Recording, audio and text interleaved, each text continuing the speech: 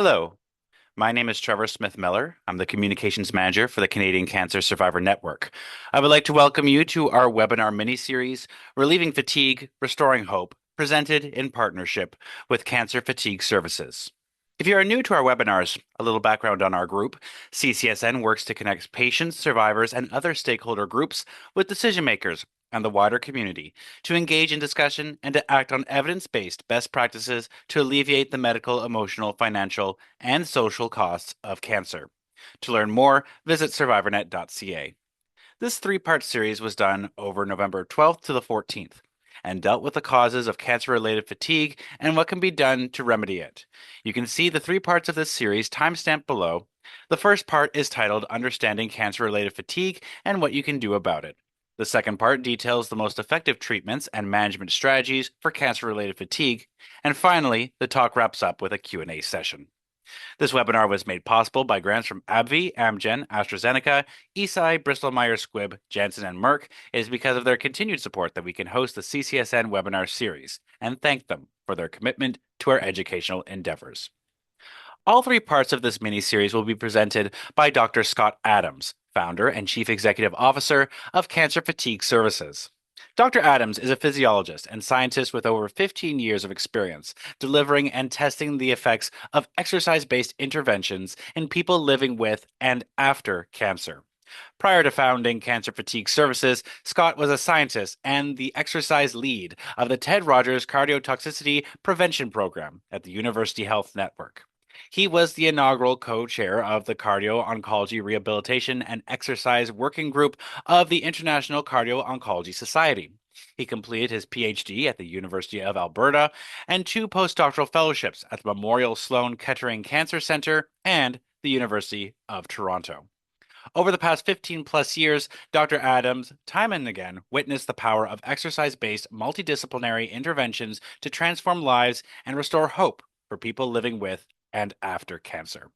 We will also be joined later by Peter Linnaeus, Advocacy and Outreach Communications Manager, at the end of the talk for the Q&A session. If you would like to follow along with the slides, a link can be found in the video description. Also, if you are new to CCSN, check out our other webinars as well, where you can find talks about specific cancers, healthcare technology assessment, and more. And so, without further ado, I'd like to pass it over to Dr. Scott Adams for the webinar mini-series, Relieving Fatigue, Restoring Hope. Hi, everyone. Thank you so much for joining us for this three-part mini-series entitled Relieving Fatigue, Restoring Hope, Understanding Cancer-Related Fatigue, and What You Can Do About it. Before we dive in, I just wanted to say a heartfelt thank you to the Canadian Cancer Survivor Network for making space for this conversation and allowing myself and Cancer Fatigue Services to be a part of it. So without further ado, this mini-series will help you understand the commonness, complexity, causes, and impact of cancer-related fatigue. That will be our focus for today. Part 2 of the conversation will focus on the most effective treatment and management strategies for cancer-related fatigue.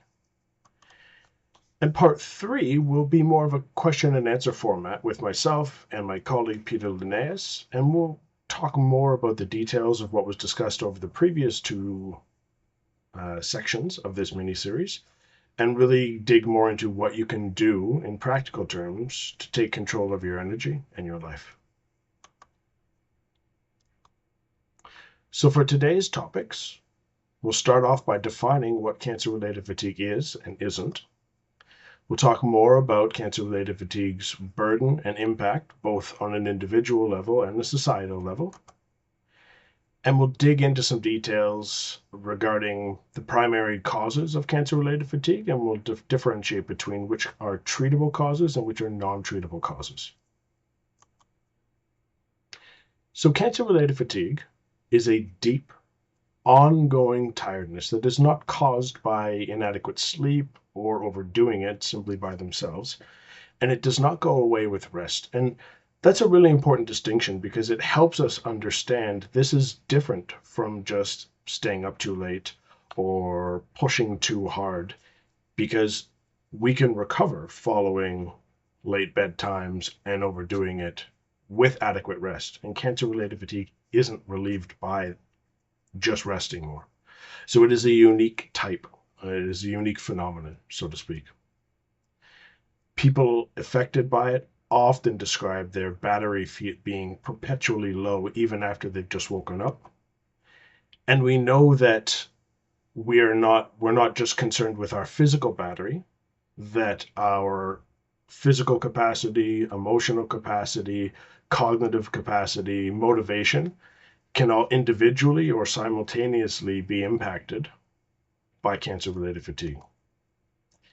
And it's really important to understand that this is not just laziness. It is not a weakness. It is a complex and unpredictable medical condition that is linked to cancers, their treatments, and related complications. So how common is it? About 2 in 5 people, or around 40% of people living with and after cancer, experience persistent, clinically significant levels of fatigue. And by clinically significant, I mean a level of fatigue that is severe enough that it will negatively impact your day-to-day. It's really important. Cancer in and of itself is an isolating experience, so it's really important that we reinforce here today and on an ongoing basis that you are not alone in these experiences. There are many people that report still feeling tired 6 months or more after the end of cancer treatment. Some studies show that even upwards of 50% still feel fatigued years into remission, and you are not making it up. I know there's a lot of guilt that people experience, and people feel like they've put their family, friends, colleagues through enough. And I won't comment on those feelings, but I will say that for people who know, for people who get it, we know you're not making this up. We know that this is a real phenomenon, and it is exceedingly common despite how little is currently being done about it. So when we look at the scope of the problem in Canada, there's about 1.7 million people living with and after cancer, based on some of the most recent estimates at the national level. But when we zoom in on the people who are likely experiencing clinically significant or disruptive levels of cancer-related fatigue, in the GTA alone, which is where we are located, there's upwards of 90,000 individuals living with cancer-related fatigue, significant levels of it. Upwards of 200,000 individuals living in the province of Ontario, and upwards of 500,000 people living across Canada. And you can see from the numbers down here that we are using more conservative estimates of how many people are affected by it, not upwards of that 40% number that I quoted earlier. So this is likely an underestimation of how many people are living with significant levels of cancer-related fatigue. This is a bit of a rhetorical question, but we get it all the time. People are, I don't want to use the word desperate, but people are sincerely interested in understanding why the heck they are so tired. And one of the analogies we can use is to compare our bodies to a cell phone. And we know that cancers, their treatments, and the resulting complications can drain your phone's battery, your battery, damage its storage capacity, and damage the charger that allows you to replenish your energy levels. We know that cancers and their treatments can negatively impact almost every aspect of your physical, emotional, and cognitive health. We also know that cancer-related fatigue is unpredictable. This study followed people living after following a breast cancer diagnosis between the end of treatment and up to 5 years post-diagnosis. And they saw that there were distinct patterns of fatigue during that time. So there were a couple of groups who had started off with low levels of fatigue and maintained low levels of fatigue over the observation period. There was another group who started off with low levels of fatigue and who developed moderate levels of fatigue over time. We'll call this the late onset group. There was another group that started off with high levels of fatigue who experienced a partial resolution or an improvement in their fatigue, but then it rebounded and it started getting worse again. And then there was yet another group who started off with and maintained high levels of fatigue over the entire observation period. And you can see that just based on this study, it's actually much more than 40%, depending on the population who may be experiencing disruptive levels of cancer-related fatigue. We also know that fatigue presents or shows up differently in different people. People report having their concentration, mental alertness, and memory negatively impacted by it. Sometimes it was the first symptom that they experienced. Other people experience irritability and mood changes. Obviously, there's an overwhelming sense of tiredness that typically accompanies this. But we also see that people's motivation takes a big hit. People have either impaired or lose their independence. And we also see that people often present with changes in their appetite and sleep patterns. I'm hoping both the timeline and the symptoms are helping you understand just how complex this condition is.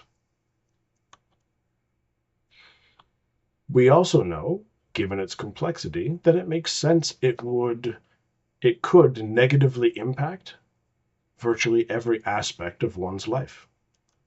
We know it's different for different people, but we know that people's mental, physical, and emotional well-being and function are often compromised. People struggle to stay integrated and productive at school and at work. We mentioned before that people's independence and their ability to manage their own self-care can often be compromised. And then it can add stress to marriages, partnerships, family dynamics, and social dynamics. And there's a study that was done locally in Toronto by Jennifer Jones and colleagues at UHN that initially was interested in understanding the prevalence of cancer-related fatigue, but asked some really important secondary questions, and I'm going to share those results now. So this study was published in 2016. It involved just under 1,300 individuals with, I believe, breast, colorectal, and prostate cancers, and they were followed up to 6 years post-diagnosis. So similar to the numbers that we looked at earlier, there was about a 29% prevalence of significant cancer-related fatigue in this population. But they also were interested in understanding the relationship between fatigue and disability levels in this group of people. So they divided the group into two cohorts. One cohort is this first one here, where you can see that there was no significant fatigue in this group. And they looked at different levels of disability within this non-fatigued group. And what they found is a fairly normal distribution of the disability, and that it largely mirrors normal population values for how many people were experiencing moderate to severe disability with a greater average age of the people in the study. So not too abnormal. But look at how that profile changes when you look at the fatigued group. These were people who were experiencing significant levels of cancer-related fatigue, and over 90% of the people in this study were reporting moderate to severe disability. This is not in your head. This is really disruptive, and more people need to understand it and acknowledge it so that we can work together to find solutions for it. So looking at some of our own data we've collected through a tool we have on our website called our Fatigue Analyzer. So since we launched it back in July of 2024, we've had just over 2,800 respondents. About 2/3, or exactly 2/3, are female, and a little more than 2/3 were 55 years or older. So what we saw in the people who responded to this survey, or who used this tool, was that their usual level of fatigue over the last 24 hours was rated at 6.2 out of 10, which is moderate to severe, a moderate to severe level of fatigue. We also saw that the worst fatigue that they experienced on average over the past week was about 6.8 out of 10, which again is moderate to severe fatigue. So even from this small sample, we see that that the vast majority of people within this 2,800 person sample are experiencing moderate to severe cancer-related fatigue. We also looked at some of the risk factors that people were reporting, and we see on the non-modifiable risk factor side, both age and female sex were reported by over 60% of respondents, and that inactivity, pain, and neuroticism were modifiable risk factors reported by 50 to 60% of respondents, and depression, insomnia, and increased body mass index were reported by 40 to 50% of respondents. We also asked a question around the most prevalent symptoms or the most common symptoms. We saw that over 70% of respondents were reporting strong, constant feelings of tiredness and decreased motivation. This is really important when we shift to the next phase of conversation, talking about what we can do about it.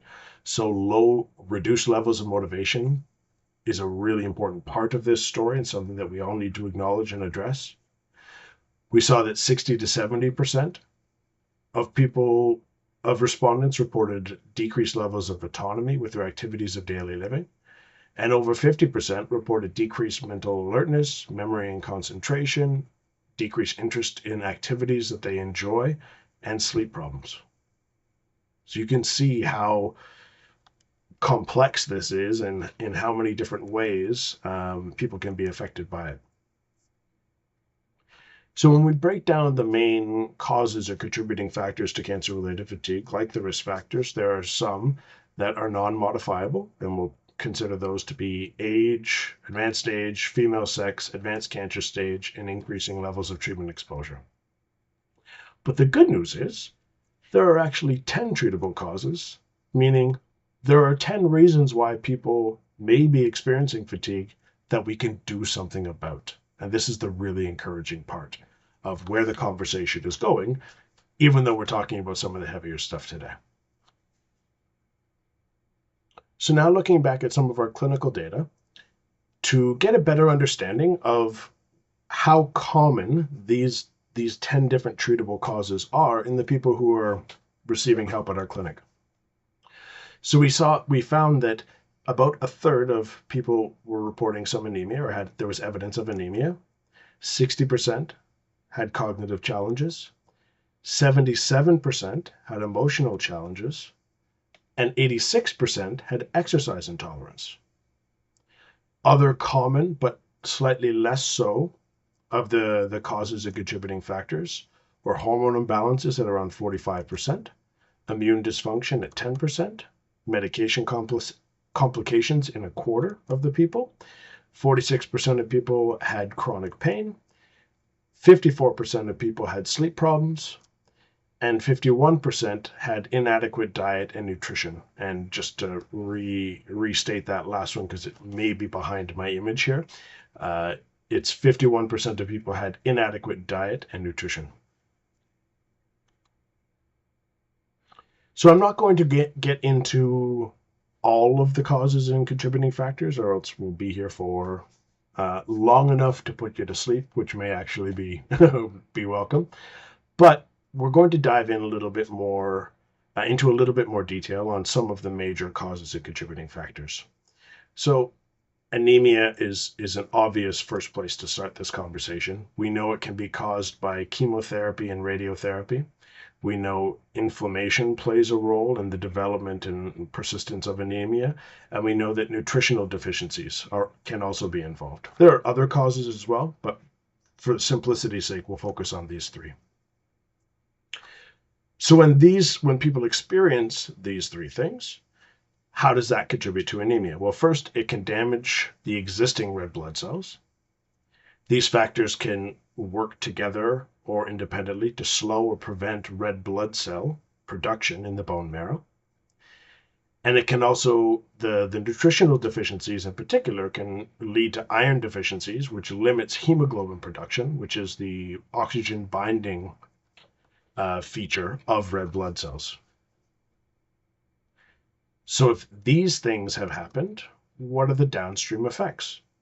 So these things work together, these factors work together to contribute to cancer-related fatigue through, like I said, decreasing red blood cell availability and hemoglobin levels.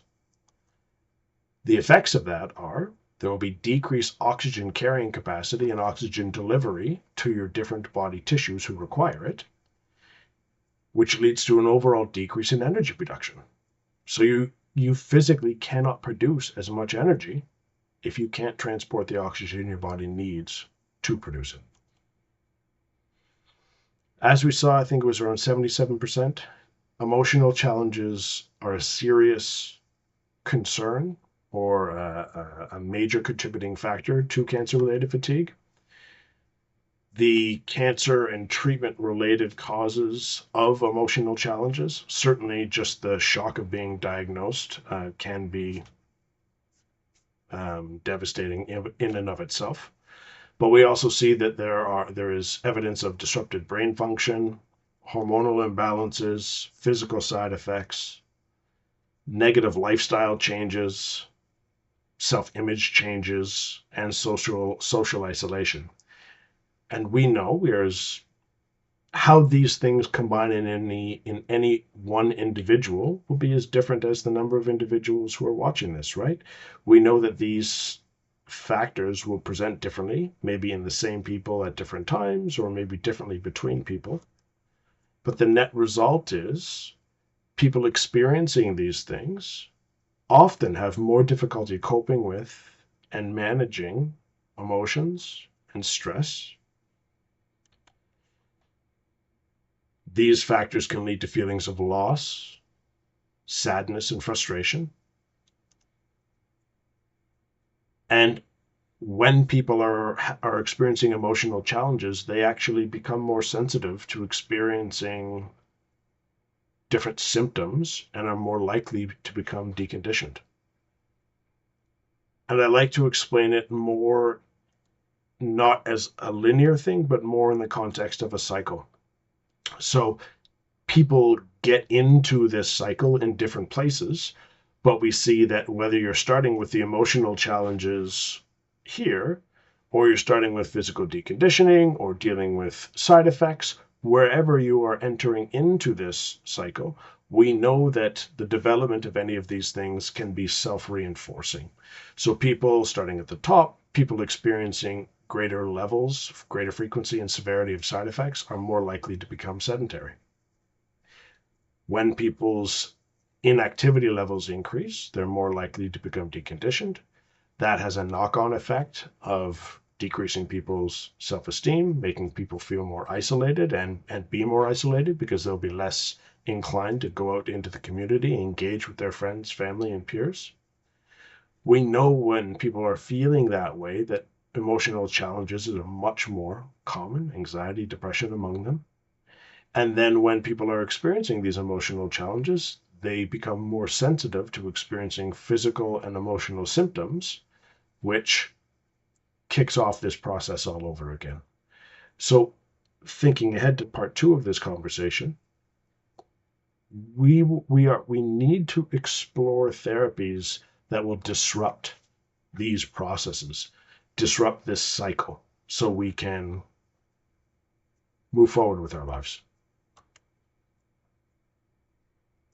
Another major contributor, and arguably one of the largest, is exercise intolerance.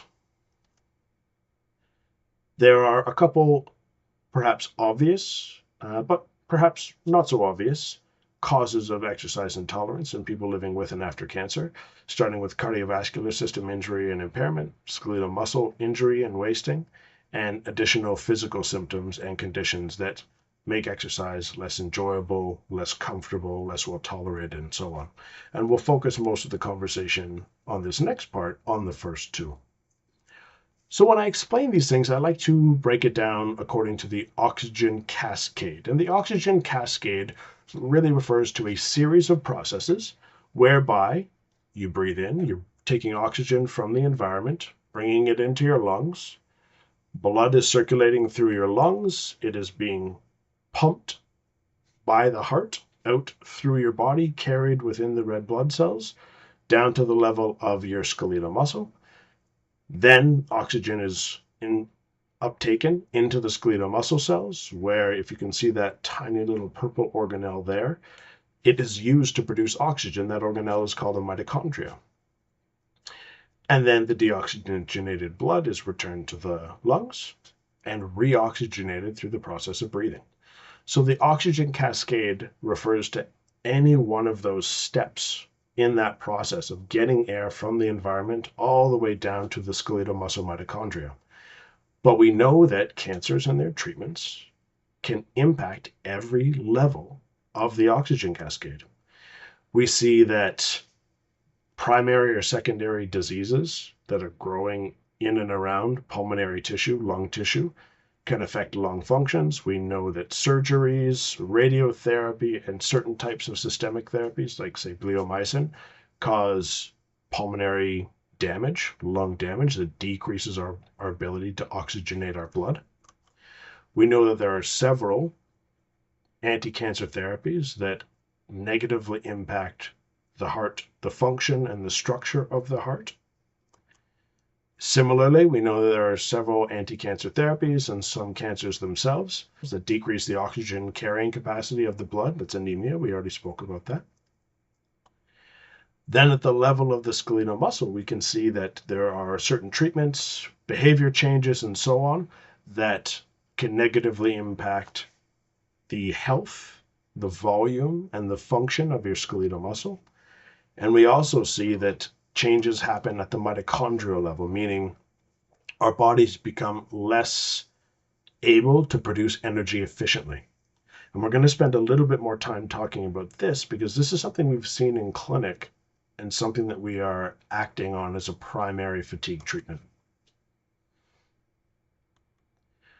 So, skeletal muscle mitochondria are called or described as the power plants, the energy production facilities of our muscle cells.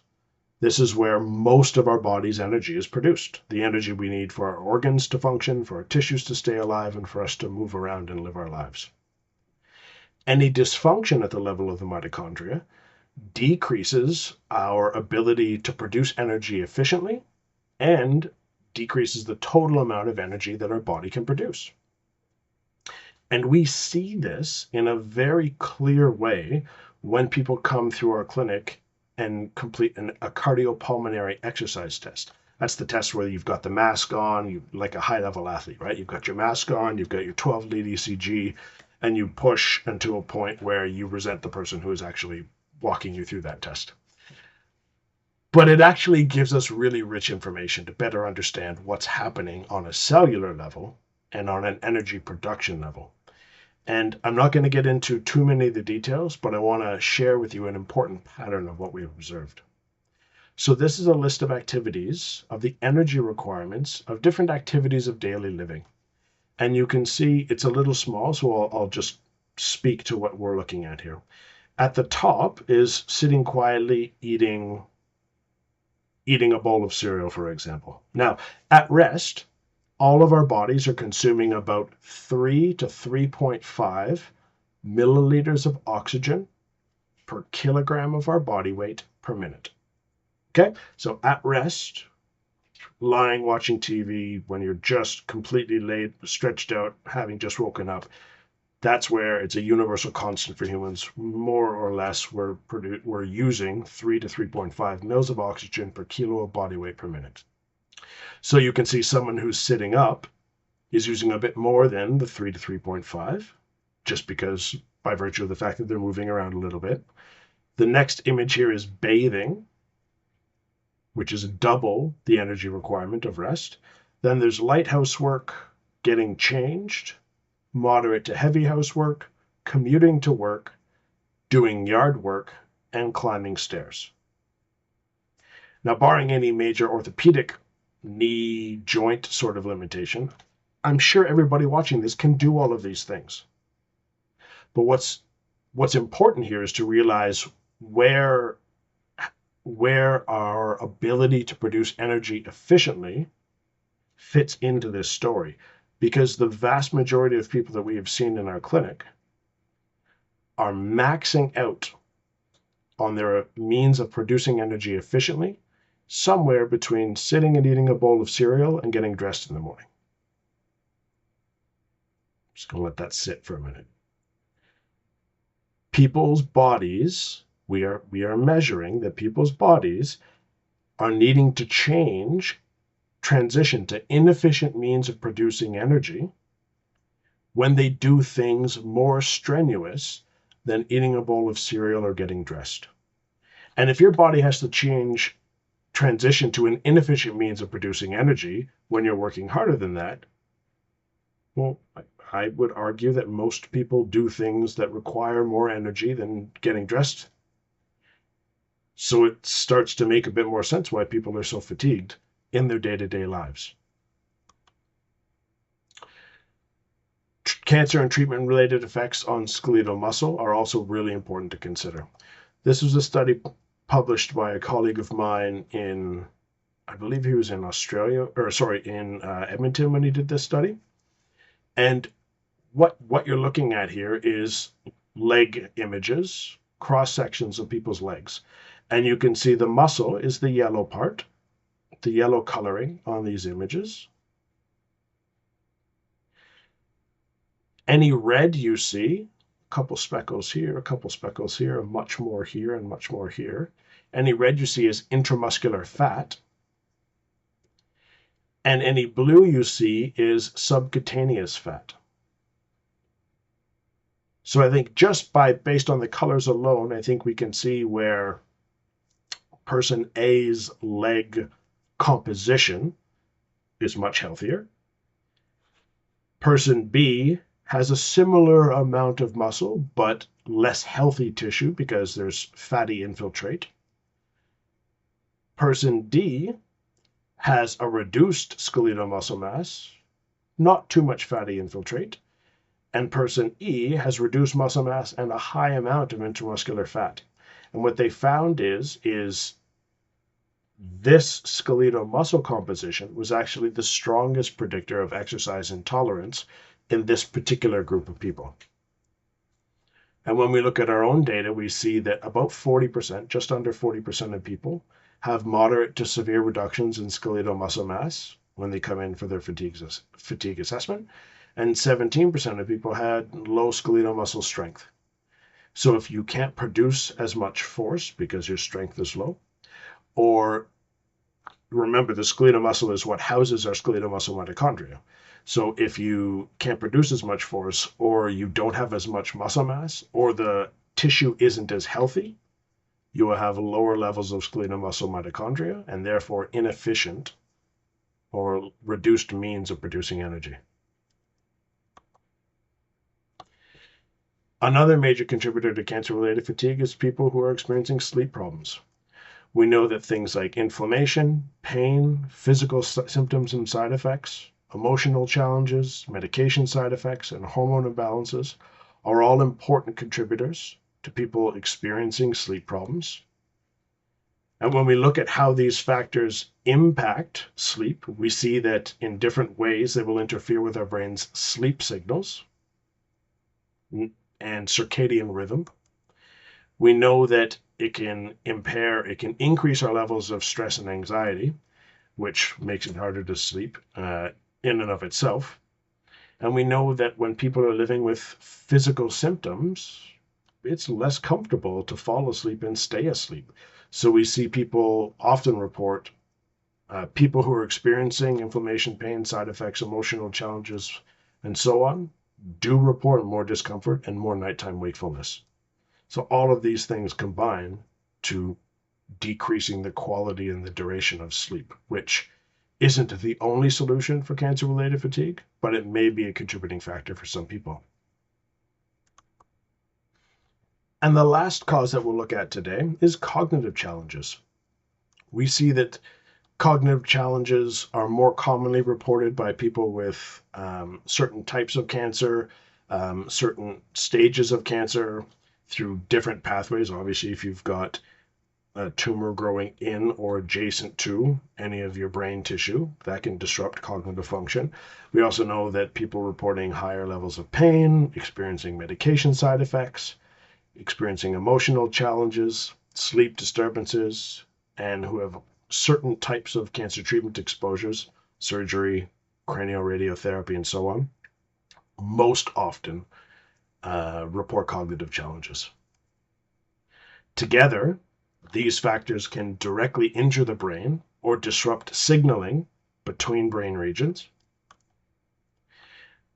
Many of them produce higher levels of inflammation and free radicals, which disrupt our brain chemistry and our ability, our hormone levels, and our ability to process information. And we also know that people who are experiencing more severe symptoms are often more distracted by these symptoms. So it's no wonder that people experiencing these things are more often reporting cognitive challenges, which, if everything that you are doing in your day-to-day is more challenging cognitively, no wonder people are so tired, exhausted cognitively by the end of their day. And what's interesting here is, even though some of these mechanisms are not well defined yet, there are certain aspects of this phenomenon that are measurable. And I just want to give some credit here. This is a slide that was adopted from my colleague Heather Palmer's maximum capacity brain fog program. And it was originally pulled from Ferguson et al., a study that did some brain imaging here. So what are we looking at? This was a twin fMRI study. And what an fMRI does is it records brain blood flow when people are in an MRI machine, and they expose people to different challenges or tasks when they're in the MRI, and they look at how much increased blood flow there is to different regions of the brain to get an indication of which brain regions and how taxing or to what degree each of these brain regions is lighting up when they're performing the task. So this was an identical twin study, and there was twin, in this case I believe it's twin B, that did not have a history of cancer, and twin A did have a history of cancer. And they performed a one-back test. And a one-back test, simply stated, is the person administering the test says a number to the person performing the test. So if the person administering the test says 1, if you're at the 1 back level, okay, the person administering the test would say 1. There was no number 1 previous to that first number, so the person performing the test says nothing. If the person administering the test then says 3, well, it was 3, but what came before it? 1. So the person performing the test would say 1. If the person administering the test said 7, we would say 3. Now, this is an example of the 1-back test. The 2-back test and the 3-back test do get harder, but at that level, 99% of the people who are on the call today, despite it sounding perhaps a little stressful, would be able to do this test and do this test well. And in fact, both twins performed identically well on the test. But look at the differences in the fMRI readings. So this is twin B at the 1-back level. You can see that, indicated by the red, there's barely any additional brain blood flow at the level of the 1-back test. At the level of the 2-back test, okay, that twin is working a bit harder, increased brain blood flow in a couple of regions. And at the 3-back test, about the same amount of increased brain blood flow within those regions. So nothing at the 1-back, a little more at the 2-back and 3-back. But look at how we contrast these findings with the findings of twin A, who had the cancer history. At the level of the 1-back test, brain blood flow was significantly higher than in twin B at any level of the test. So even with the easiest version of this assessment, twin A was working much harder than twin B, and that level of increased brain blood flow was more or less maintained at increasing levels of the test. So what does this tell us? This tells us that even though they both performed identically well, their score was the same in terms of how well they performed the test. But twin A, the person with a cancer history, was working objectively much harder to complete the same easier tasks than twin B. And I think this helps people understand that this isn't just made up, and this is a real phenomenon, and hopefully there's something we can do about it. And just before we wrap today's session, I wanted to acknowledge another finding within the analyzer, our fatigue analyzer, and that is we know people need answers and support. We know there are a lot of people looking for help and looking for solutions to reclaim their energy in their lives. So one of the questions we asked on the fatigue analyzer was, how important is it to you that you are able to identify all of the causes of your cancer-related fatigue? And we saw that an average score of 7.5 out of 10 indicates that this is highly important for people. And we also asked, how important is it to you that you can enjoy and participate in your life without being limited by cancer-related fatigue? And perhaps unexpectedly, we saw that the importance level was even greater. So we know that even though on a national level, even a provincial level, cancer-related fatigue is incompletely addressed, there are important organizations like the Canadian Cancer Survivor Network, like our organization, who are committed to getting you the right information and to helping you achieve some relief from this condition. So to wrap up, we know cancer-related fatigue is among the most common and frustrating side effects of cancers and their treatments. It is not just tiredness, laziness, weakness, pick your descriptor. It is not that. It is real, it is complex, and if unaddressed, it can last for months or years. I have some stories that we can get into in part 3, where I can speak to that a bit more.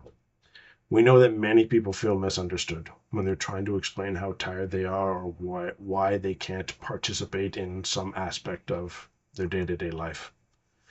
And I know a lot of our conversation today has been focused on some heavier stuff, but I wanted to leave on a higher note leading into part 2 of the conversation.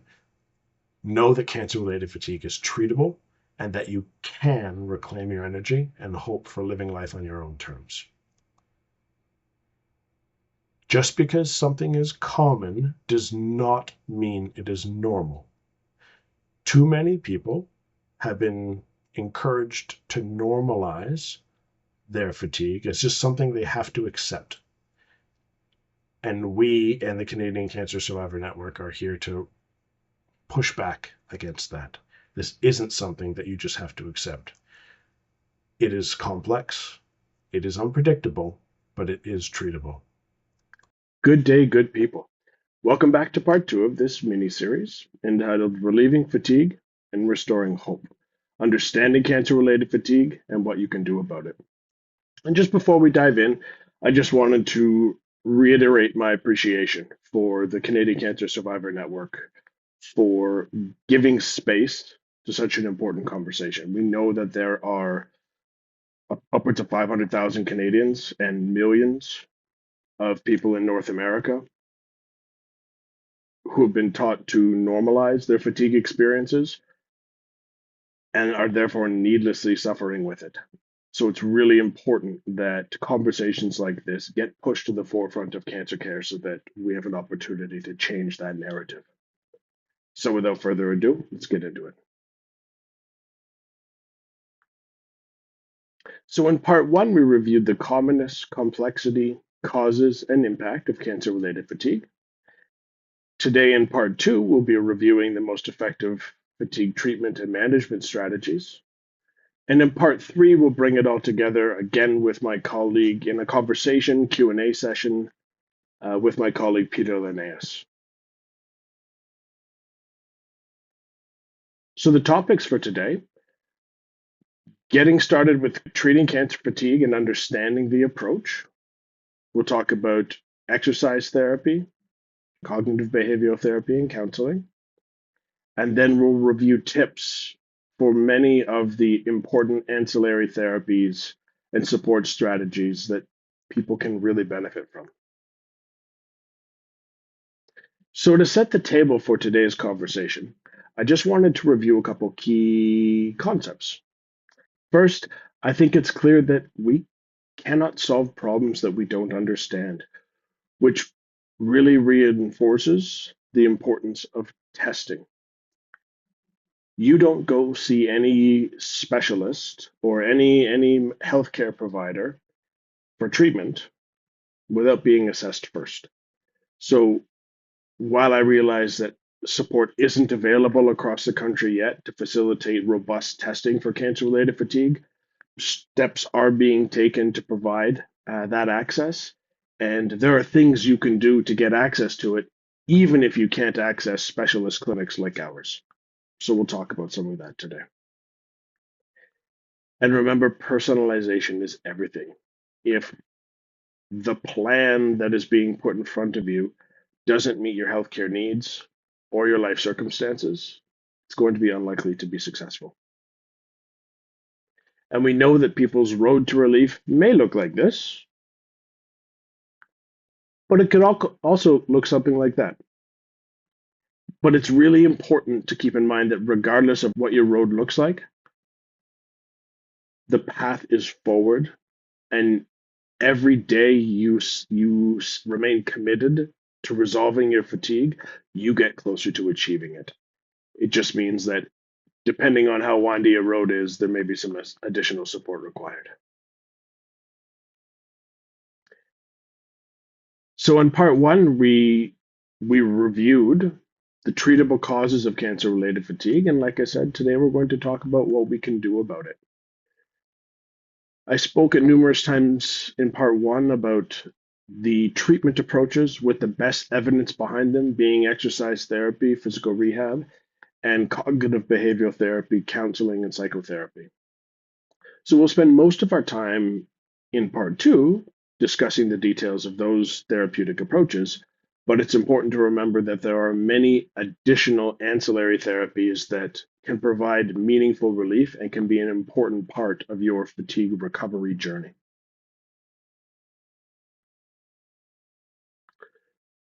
So starting off with some evidence as to why exercise is the best single treatment for cancer-related fatigue. It starts with understanding the causes, but then if we take what we know about exercise physiology and we map the known benefits of exercise training on top of the 10 treatable causes of cancer-related fatigue, we see that exercise positively influences every single one of these causal pathways. There is no other treatment, certainly no medication on the market or combination thereof, that will give you such a high return on your investment. There is nothing that is so beneficial with every single dose. Now, I know we don't want to go too far down any research rabbit holes, but please bear with me. Allow me to convey a couple really important messages from some recent research. So this first study was an overview of systematic reviews, meaning it was a review of studies that pooled the data from large numbers of other studies. So this is a review of reviews. So the sample sizes get pretty big. And in this particular study, they reviewed over 400 trials that included over 33,000 individuals. And they found some key ingredients of exercise interventions that seem to be associated with greater fatigue relief or greater reductions in cancer-related fatigue. And these key ingredients are: the interventions had to involve aerobic exercise, They had to last at least 6 months. They involved between 30 and 60 minutes of training per session. They were performed 3 days a week at least, and the interventions were supervised.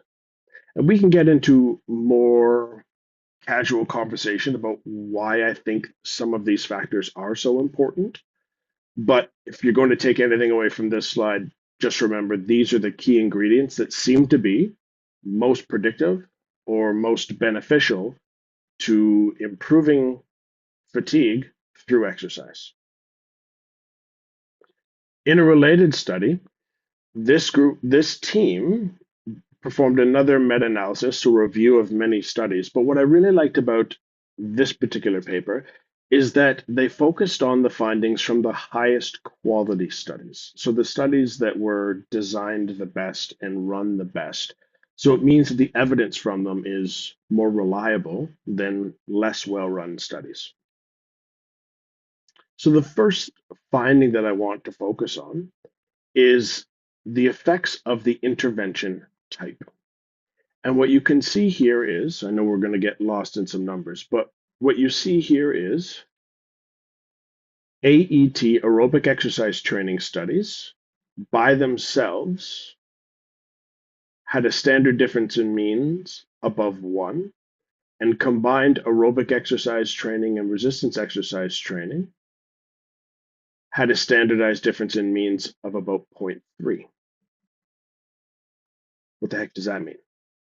So the simplest way to interpret is if this 0 line means the intervention has no effect, the further away this blue box is from this 0 line, it means the greater the effect that the intervention had. So you can see that the aerobic exercise training studies had a much larger effect than the combined aerobic and resistance studies.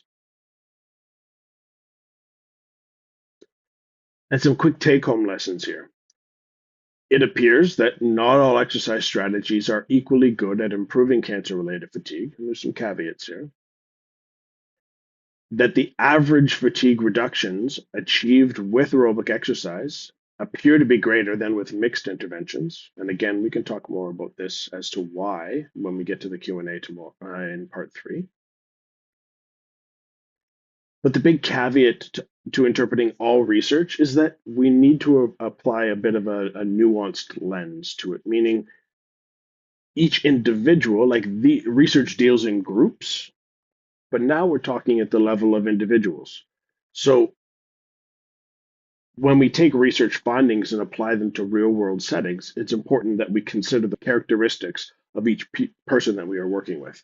So personalization is key. And in the real world, there are many people that we see and that we know of that need resistance training to help build skeletal muscle mass and strength in order to really maximize their fatigue improvements. So even though this study shows us that aerobic exercise training has a much larger effect, it seems, there are many people who still need resistance training.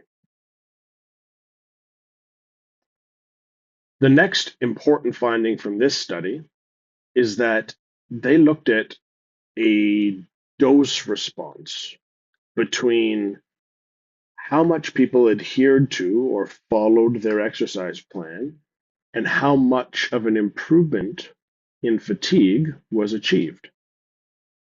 So 2 points that we'll point out on this otherwise seemingly uninteresting graph. So what we have here on the x-axis is the adherence percentage to the intervention. So 39% adherence to the intervention down here, all the way up to almost 100%, 97% adherence to the intervention at this end. And the further away from this line you get on the y-axis, it means the greater improvement in fatigue was achieved. So here you see that when people only adhered to about 55, 56% of the intervention, there was no improvement in their fatigue level. But when you have near perfect adherence to the intervention, there was an extremely large improvement in fatigue. And the important takeaway here is we need to find ways to be persistent and help people adhere to the prescriptions or the treatment plans, overcome barriers to them, and we need to be more stubborn than the problem. So anything we can do to help people overcome barriers as they are trying to benefit from some of these very effective fatigue treatments is a worthwhile effort. The more you stick with your treatment plan, the greater the fatigue relief you will experience. And I dare say that most people on the call today would want as much benefit as possible if they're going to be putting on their shoes and working up a sweat a couple days a week. But this also means that shared decision making is really important because, like I said earlier, if the treatment plan that you're coming up with doesn't meet your needs or your life circumstances, it's not going to work. So coming up with a plan that is too ambitious or unrealistic for you is destined to make you feel frustrated and perhaps disengage. And I want you to remember this relationship between sticking with training interventions and achieving a high percentage adherence to the interventions and the benefits of the interventions, because we'll talk about a case study later where this comes up. Next, we're going to look at some real world data. So to set the table a bit here, this is data from our clinic where we are focused on training intervention blocks that are 6 weeks in length. We are focusing on improving people's anaerobic threshold. We deliver these interventions both within our clinic and remotely from home or their local community gyms or what have you. And we, in general, have people training about 4 days a week. So the findings that we're going to show now are the combined benefits of this approach to training in a 6-week period across everyone who has come through our program so far. So the first outcome of note is that cardiorespiratory fitness, or VO2 peak, improved 11.4%. This is important because we know that cardiorespiratory fitness is one of the most robust predictors of human health and longevity, more so than smoking status, diabetes, blood pressure, things like that. And we also know that VO2 peak declines about 10% every decade. So in just 6 weeks, the improvement in VO2 peak that people achieved represents the reversal of over a decade's worth of normal physiologic deconditioning.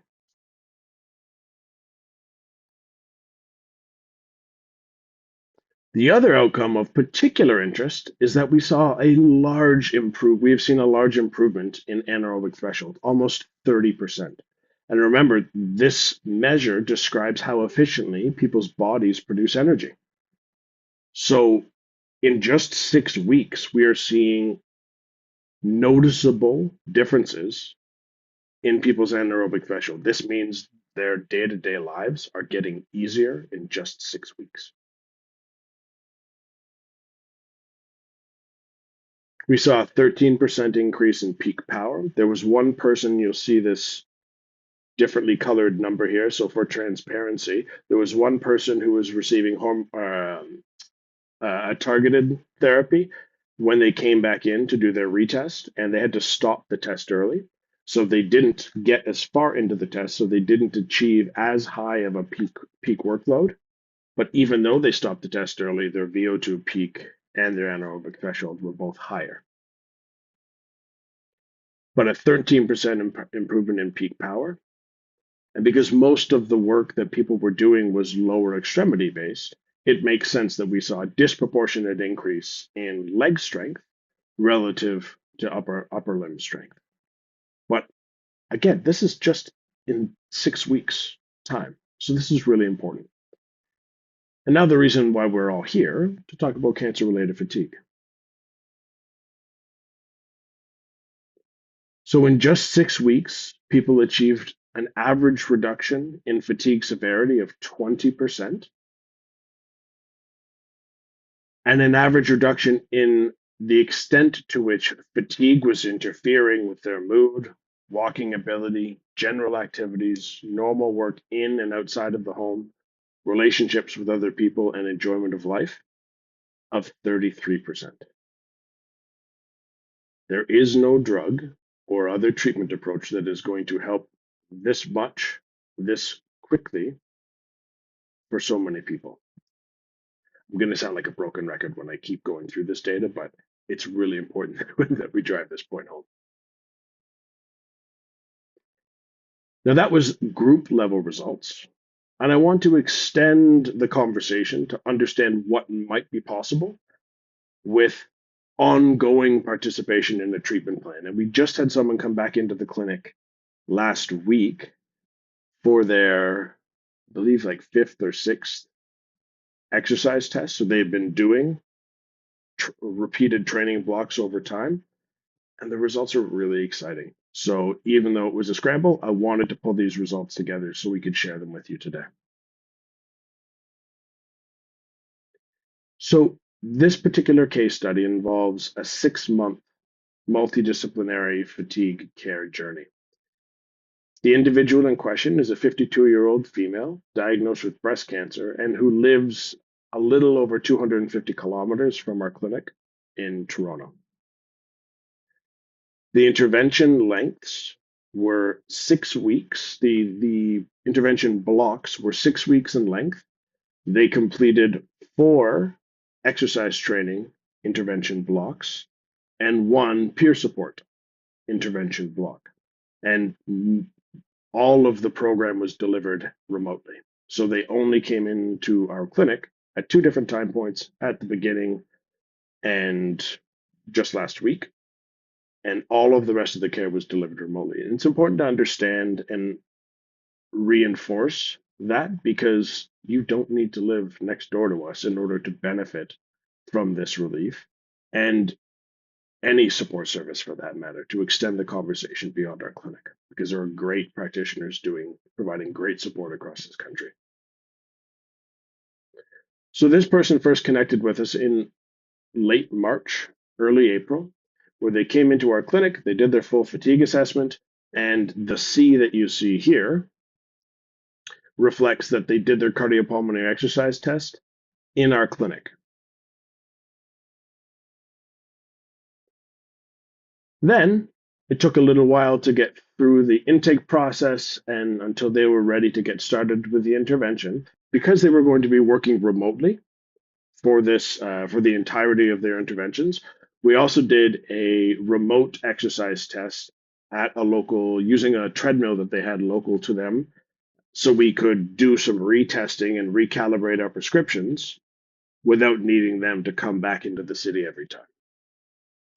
So just before they started their first 6-week block, they did a remote exercise test. Then they started their 6-week block. A little after that, just at the end of that intervention period, they redid their test. They started another 6-week block of training. They also signed up and participated in the peer support, the fatigue peer support group that we offer. You can see that process repeated 2 more times, and then they came into our clinic, just like I said last week, for their final exercise test, or maybe not, depending on if they want to keep going, but their final exercise test of this first phase to complete the 6 months of training. So again, the strength of the data and the importance of the data is that these are real world findings in someone who lived at distance from the source of support and was still able to achieve really meaningful findings. So first, looking back at cardiorespiratory fitness, this person experienced a 29% improvement in their cardiorespiratory fitness. And remember, in 6 weeks, the average improvement was about 11%. So a 29% improvement corresponds to about 30 years, reversing about 30 years of normal physiologic deconditioning.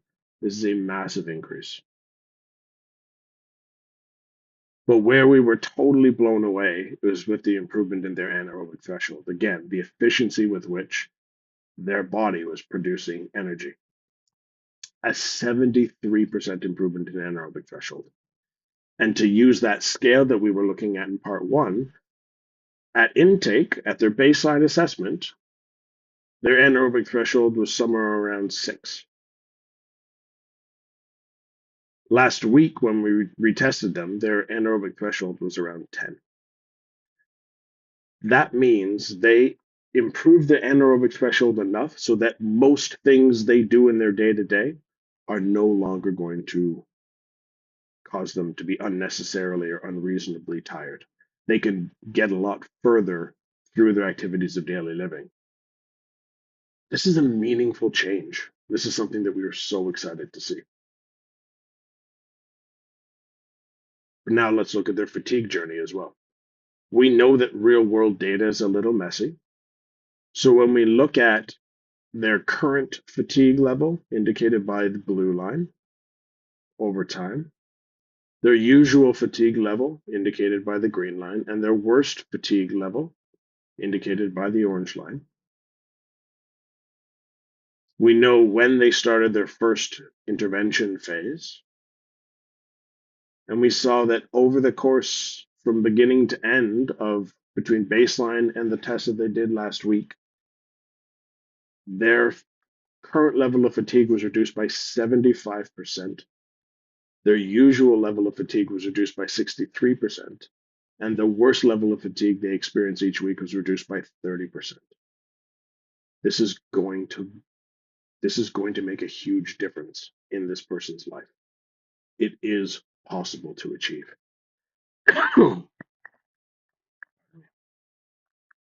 So an average of 56% reduction in fatigue severity. But we also were tracking fatigue interference. And we saw that the effects of fatigue or the impact of fatigue on activity levels, general activity levels, was reduced by 57%, on their mood was reduced by 57%, on their walking ability was reduced by 40%, work and relationships with other people were reduced by 20%, and enjoyment of life reduced by 29%. So on average, a 37% reduction in the extent to which fatigue interferes with really important aspects of their daily lives. The take home here being 6 months of remote delivered multidimensional fatigue care caused clinically significant improvements in fatigue severity and interference, aerobic fitness, and the efficiency with which their bodies produced energy. We are thrilled to see these results.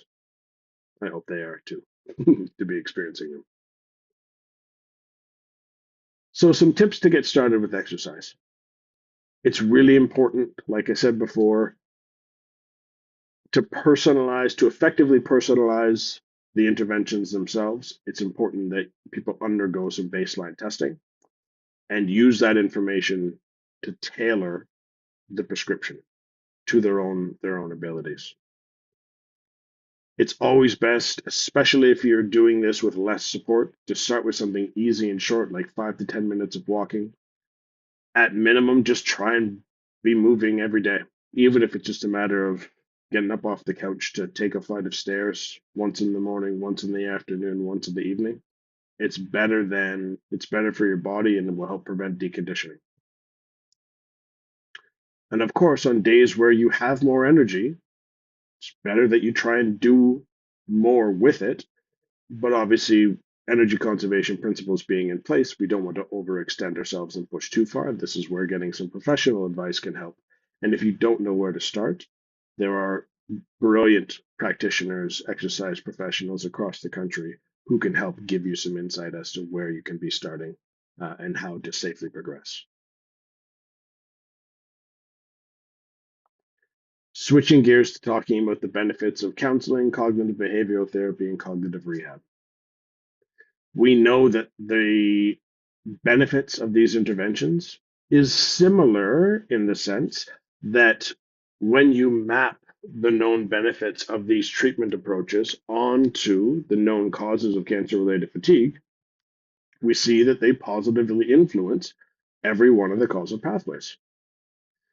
We know that CBT and counseling can directly address emotional challenges, and sleep disorders and disturbances, and cognitive rehab can directly address cognitive impairments.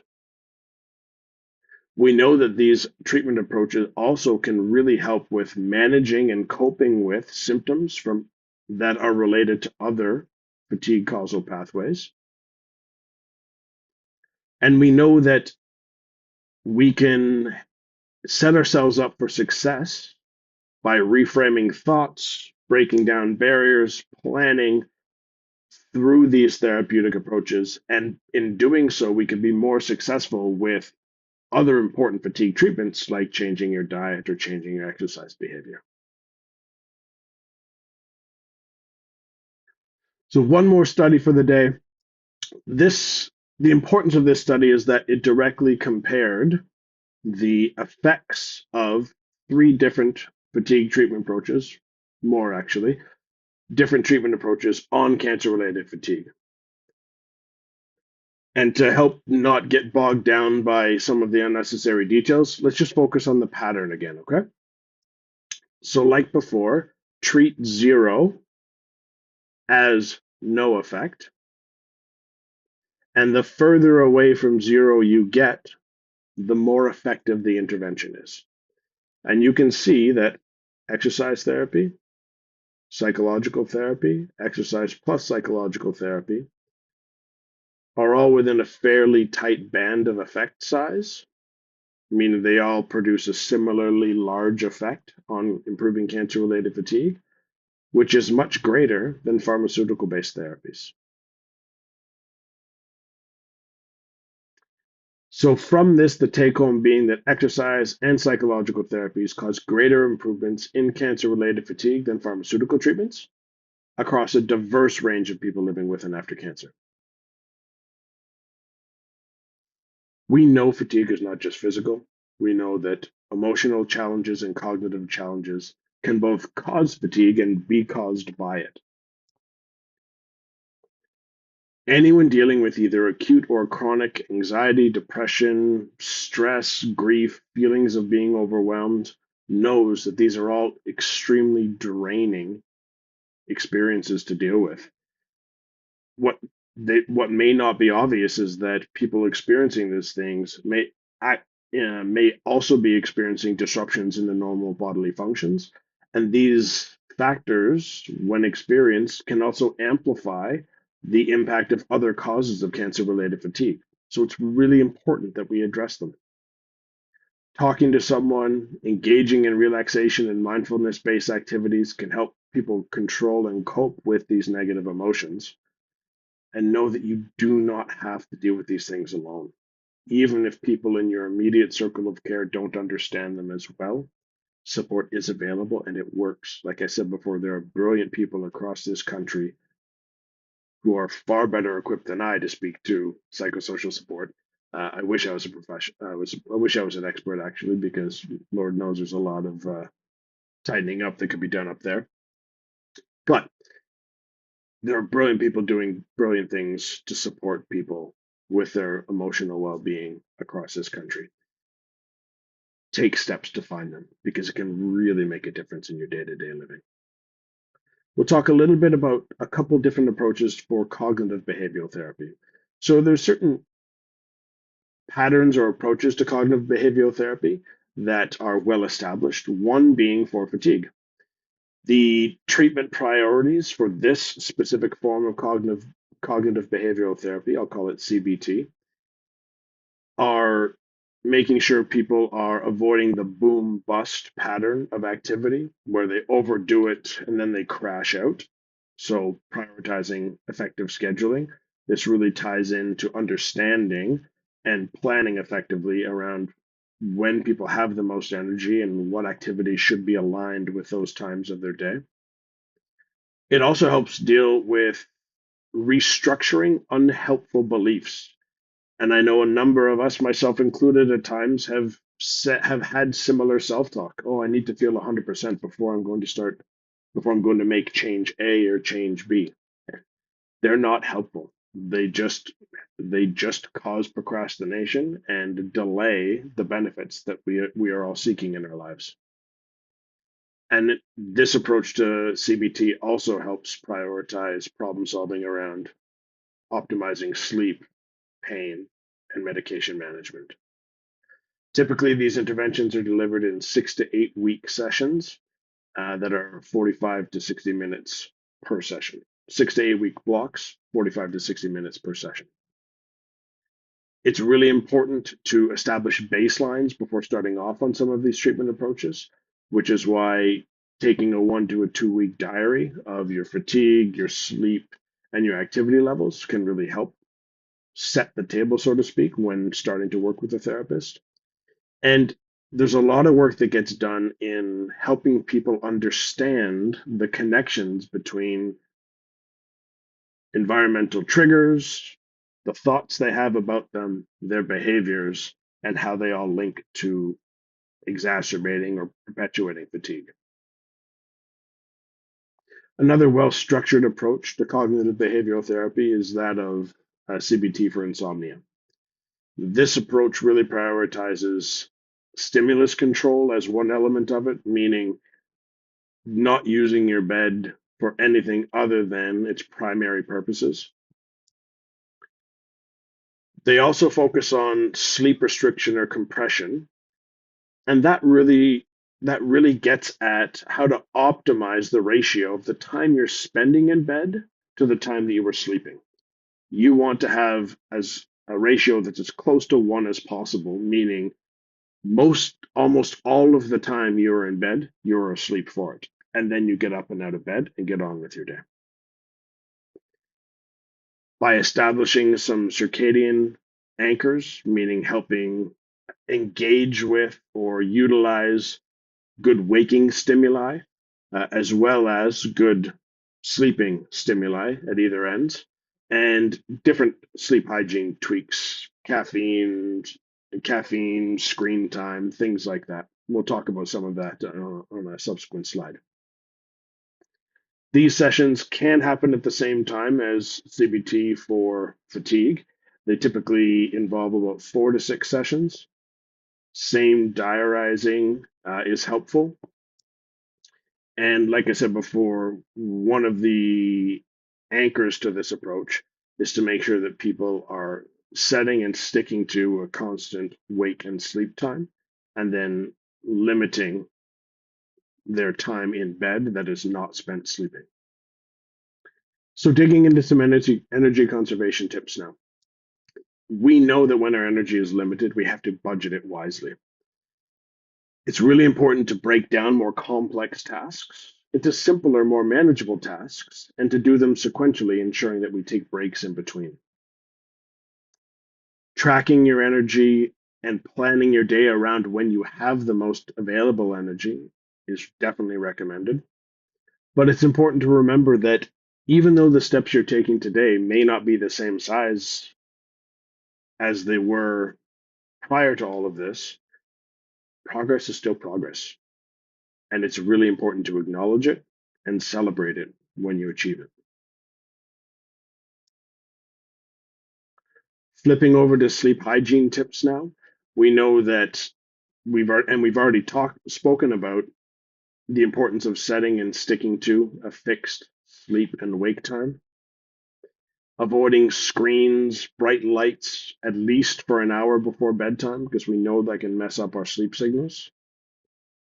We know that our bodies also cool off during the transition into sleep, and we do require a decrease in our core temperature in order to achieve that transition. So keeping your bedroom cool can help you fall asleep better. And obviously, anything that helps you declutter and de-stress from the events of the day and clear your mind of things that you don't want to ruminate on can be really important.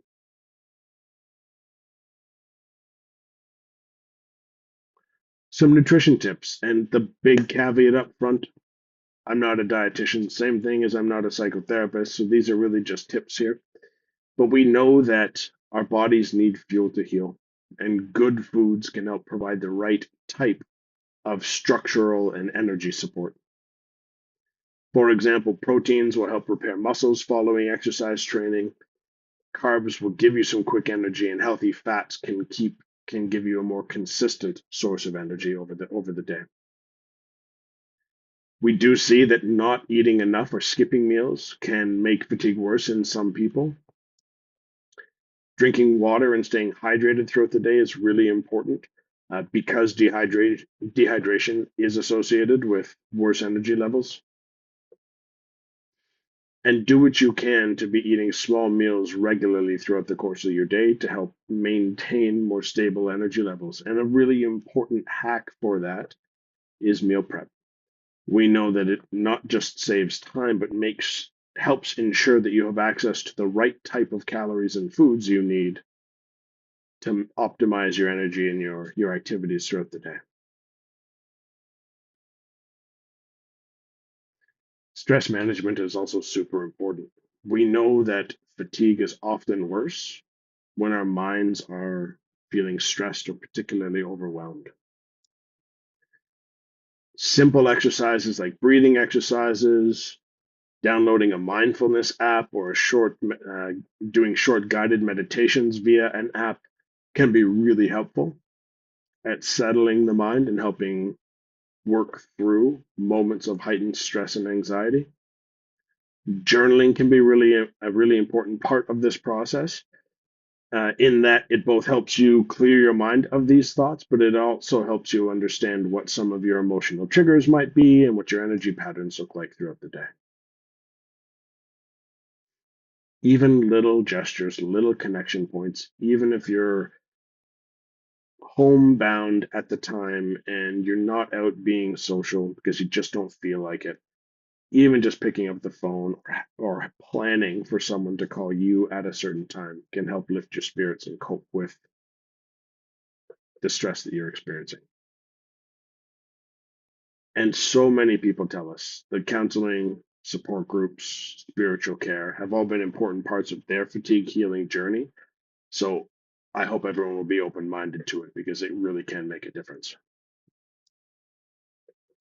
Progress monitoring, we've talked about in a couple different contexts now, but it's really important. Again, you can't solve a problem you don't understand. Sometimes we are only able to identify triggers or patterns once we take a step back and actually start documenting things for ourselves. So, rushing into conversations trying to solve problems that we haven't fully wrapped our heads around can be a frustrating experience. So we know that there's apps available or even simple pen and paper methods of just checking in with yourself.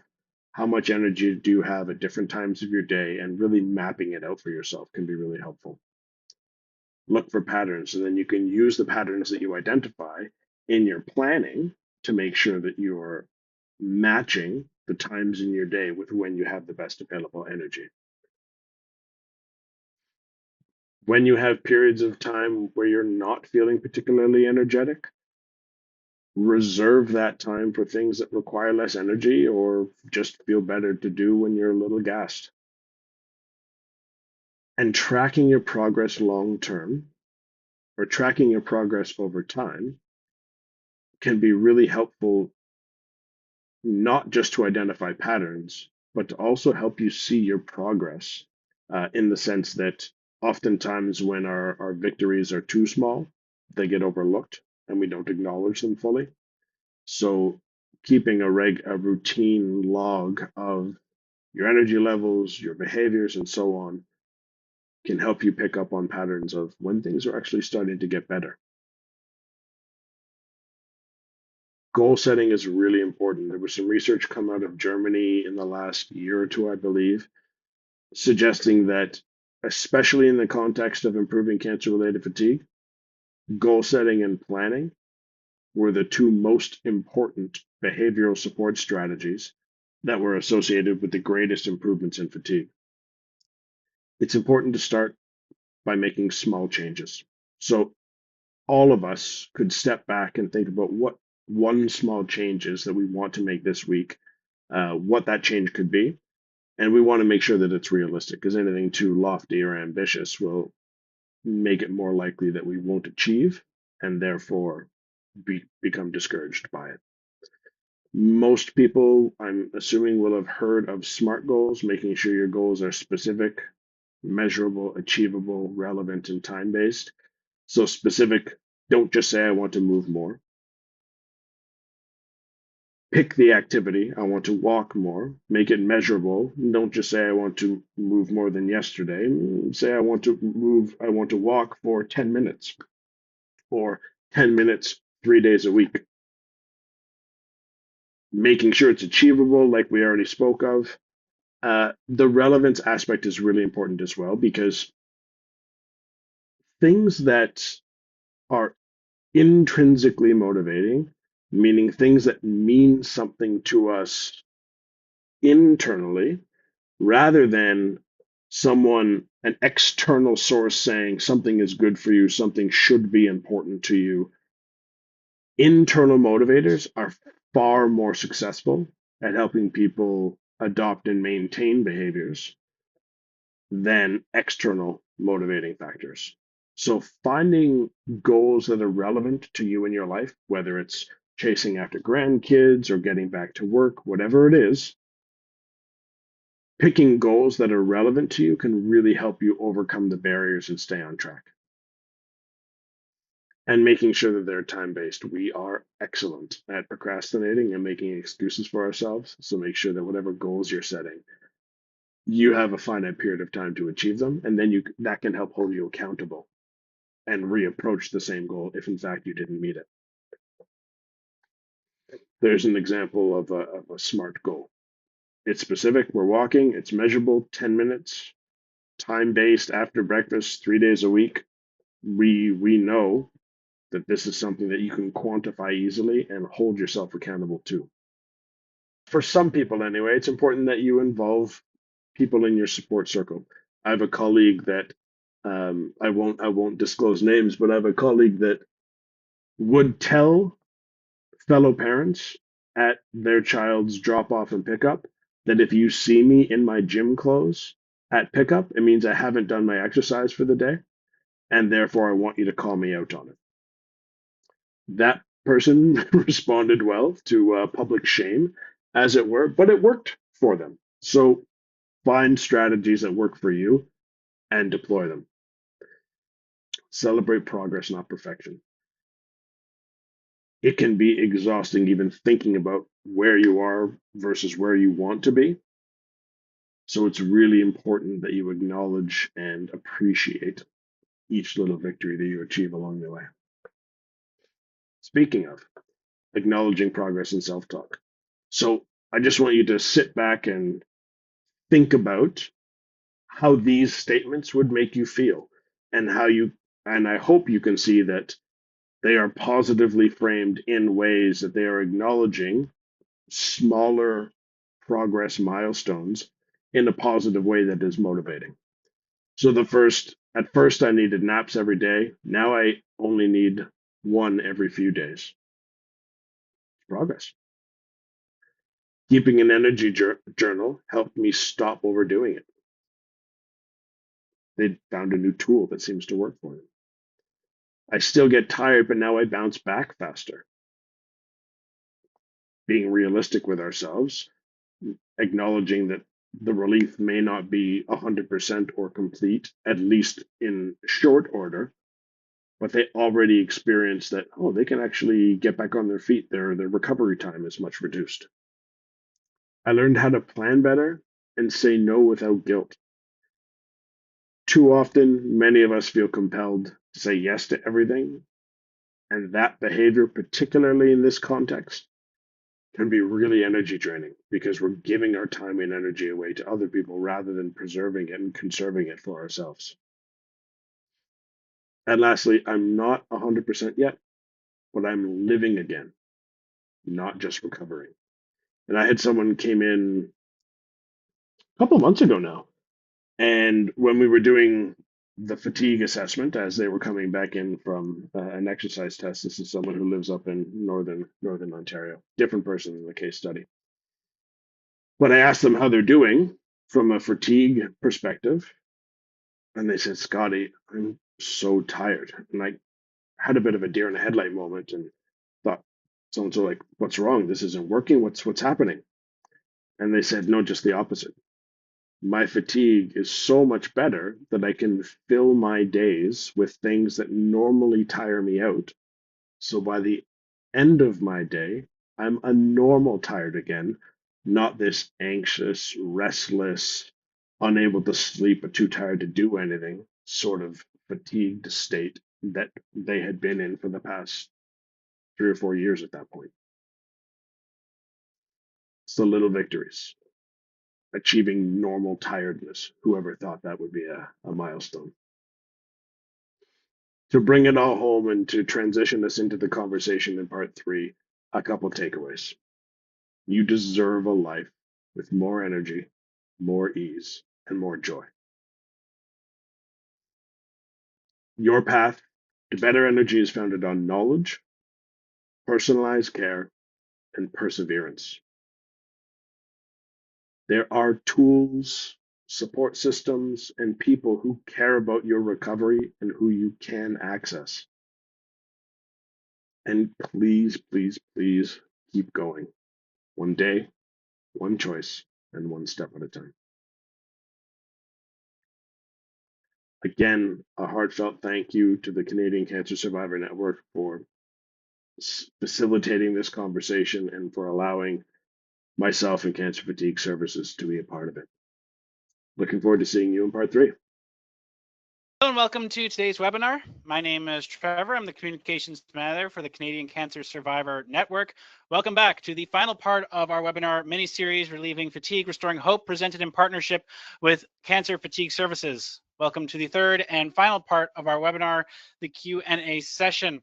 Now, this webinar is being recorded and will be available on YouTube, and a link will be provided by the email you registered with, along with a link to the slides provided with these presentations. They'll be in one long video to make sure that nothing is missing. This webinar was made possible by grants from AbbVie, Amgen, AstraZeneca, Eisai, Bristol Myers Squibb, Janssen, and Merck. It is because of their continued support that we can continue to host the CCSN webinar series, and thank them for their commitment to our educational endeavors. I'd like to introduce once again Dr. Scott Adams, a physiologist and scientist with over 15 years of experience delivering and testing the effects of exercise-based interventions with people living with and after cancer. Over the past 15 plus years, Dr. Adams time and again witnessed the power of exercise-based multidisciplinary interventions to transform lives and restore hope for people living with and after cancer. And for the first time in this webinar series, he is here with us live. I'd also like to introduce Peter Linnaeus, as he is a passionate advocate, public speaker, and media professional committed to amplifying the voices of those navigating life-altering health and social challenges. A two-time testicular cancer survivor and LGBTQ plus advocate, Peter has spent over 15 years with using his lived experiences to drive meaningful conversations on patient rights, men's mental health, and social equity. Beyond his advocacy, Peter has an extensive background in media and communications, having worked as a television host, producer, and speaker at international conferences. His ability to connect with audiences through storytelling has led to numerous media features, including his widely recognized role as the first LGBTQ plus story highlighted by the Princess Margaret Home Lottery. At Cancer Fatigue Services, Peter is the advocacy and engagement lead, ensuring those facing post-treatment fatigue have access to the support and resources they need. He is dedicated to breaking down barriers to care and reshaping the narrative around cancer recovery, emphasizing that fatigue should not be an accepted norm, but a challenge that can be overcome. We are going to open up the floor to questions. Thank you to everyone who sent their questions ahead of time, and we will get to those in a little bit. Please put your questions in the GoToWebinar tab, and thank you to those once again who put it before. But before I open the floor completely to questions, I'd like to turn over quickly to Dr. Adams and Peter just for a couple of words if they wish. Wonderful. Peter, anything to say to kick off? Yeah, I just really appreciated the condensed version of my bio because it probably would have taken up about a good half hour of time, and so eloquently spoken. I'm highly grateful for it. It's just a super exciting opportunity to be here, having a question and answer session specializing in cancer-related fatigue and being able to touch on the importance of advocacy, of course, as well, the important work that's being done by CCSN, and just connecting with our community and our tribe. We're here to help. Mhm. Love it. A Wonderful. little table setting from my part. Now, typically when we get in, first of all, Scott is fine. So please let's level set that right now. When we get into group conversations like this, I just like to help set the table a little bit with maybe some terminology or expectation setting. And one word that I will use for simplicity's sake is the word survivor. And the definition of survivor that I'm using is anyone who is still alive at any point following a cancer diagnosis. So whether someone is in active treatment, awaiting treatment, post treatment on some sort of chronic therapy, as long as you are alive, I will refer to you generally as a survivor. And many times the conversations get really wonderfully personal. And if we want to keep the conversation as broad and as applicable to as many people as possible, I will have to speak in more general terms, especially since I won't know the background or medical history of anyone who's on the call.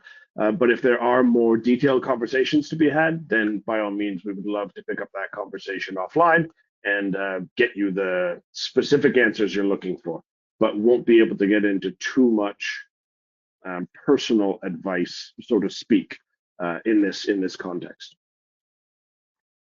Mhm. So I think that one of the questions that kind of touches base on a lot of what you do actually was sent in by Donald. He says that I have CLL and lifetime treatment for, he says, zanubrinib daily pills. I have cancer-related fatigue that is not clinically significant. It does, though, affect my ability to exercise to a quote-unquote normal level. Physiotherapist trainers I've had defined normal as achieving the weightlifting part of the three aspects of the weekly Canadian exercise guidelines. So 150 minutes of cardio, daily yoga, stretching, bounce, and 2 to 3 weightlifting sessions. The cardio and yoga bounce is easy. The weights are not.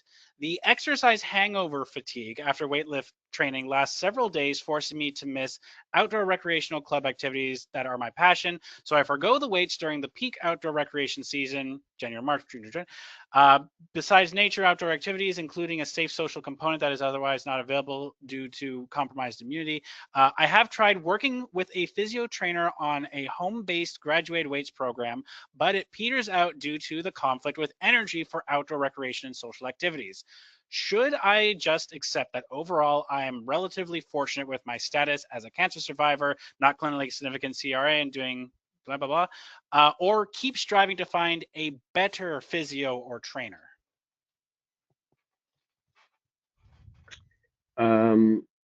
Great question. So, and what's this person's name? Donald. Donald. And is Donald on the line by chance, in case I have any questions for him to help Let me better have a answer the look. question? I believe Donald is on the line. Yes, I believe that Donald, yeah, Donald is on the line. So, Okay, so Donald, if you would like to raise your hand at all, if you would like to speak directly to the presenters, we are more than comfortable with doing that. But if not, then I guess we can just let the good presenters speak. yeah, so the general starting point for a question like that is we know that as we age, and especially when people are living with some sort of chronic health condition, it's really important that we do everything we can to preserve the structure and function of our systems. Your skeletal muscles are really important to helping you live as long as possible, as well as possible in life. So we the best case scenario is to find a way to maintain some degree of resistance training in your normal weekly routine. But obviously, as you've experienced, Donald, the approach to it will often need to be highly tailored to who you are and what you are living with. So I wouldn't necessarily say you need to find a better trainer or physio, so to speak, but maybe one with a bit more experience in the specific health circumstances that you are living with, or someone that has a more the ability to iterate the plan, go through a little trial and error with you, look for different combinations of how to schedule the type of work that you're doing and so on to find the right recipe, the right combination of activities that fits your life without overdoing it. Does that get to the crux of your question, Donald?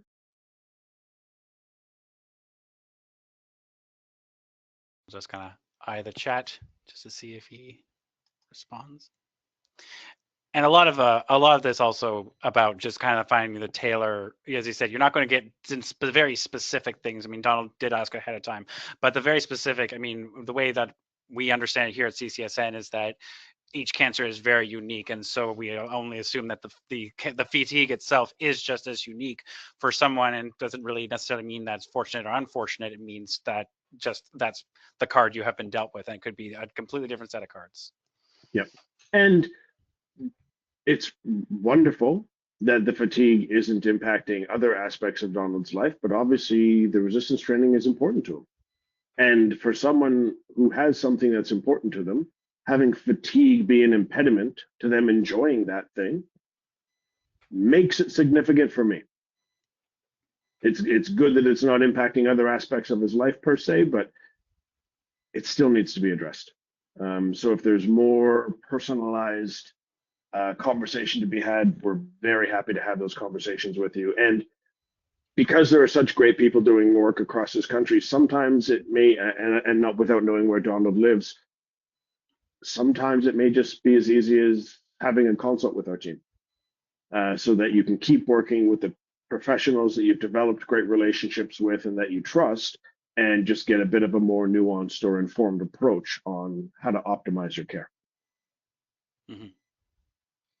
And just one little bit of housekeeping as well. I will be putting the contact information for Cancer Fatigue Services in the post-op email that I send to everyone here, along with the slides and the videos. So if you do want to get in contact with Cancer Fatigue Services and book an appointment themselves, that will be there.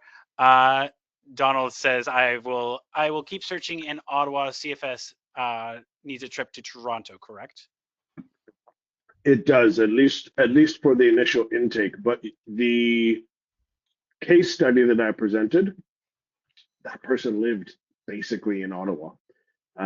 So on the video that was presented yesterday, I believe, remote care is a really viable option.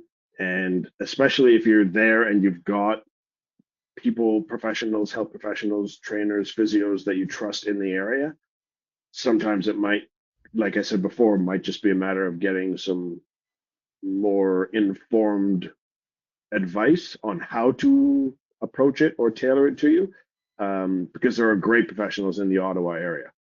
So if it's just a matter of having a quick consult, we're really happy to do that for you.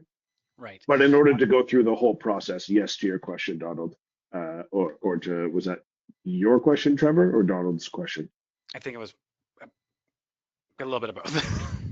Perfect. So in reference to that question, then, yes, in order to have services covered by OHIP, the first appointment does need to be in person with one of our physicians. And then beyond that, all the rest of the care can be delivered virtually. Mm-hmm. Now, this leads actually into the next set of questions I have from Cheryl, and Cheryl is on the call. Thank you, Cheryl, for your questions. And she as well lives in Ottawa. How does one access such services, and would there be a resource list of professionals in our area or in other areas that provide assessments and design programs?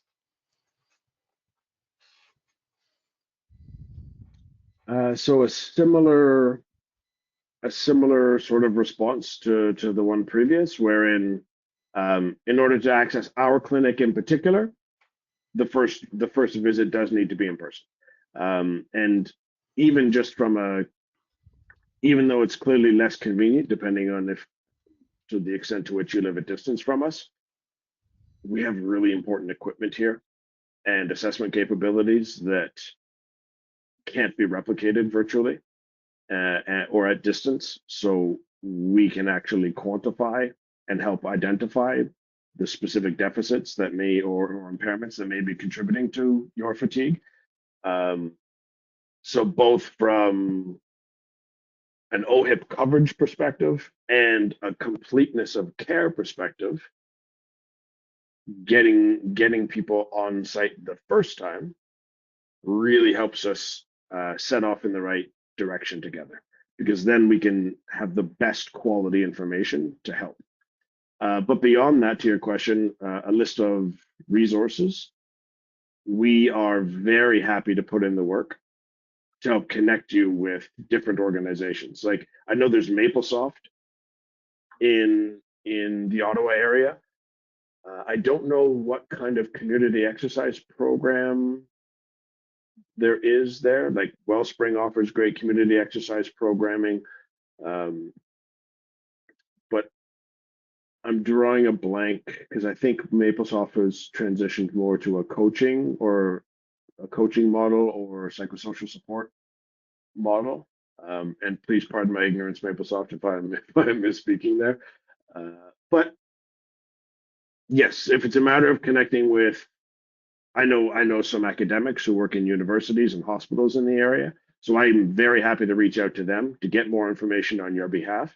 And one of my close colleagues, Shirin Shawani, has her PhD and is in the Ottawa area and is amazing in this space.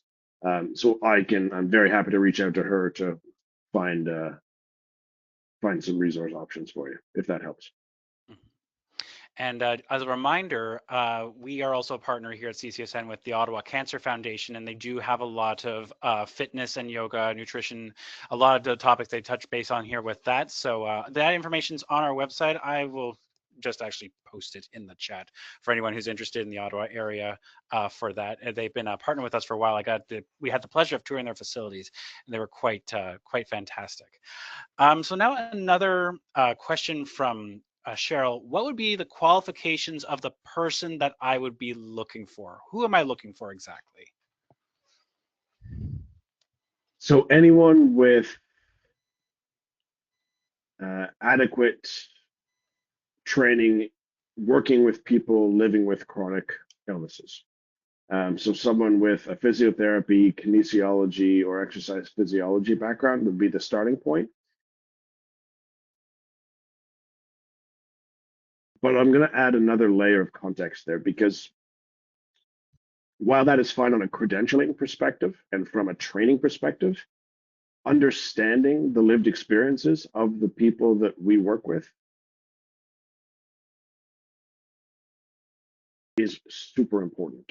And I always recommend people advocate for themselves and never shy away from asking questions to whomever it is that they're considering working with around what immediate or directly applicable experience do you have working with someone with a cancer history, or my type of cancer history, or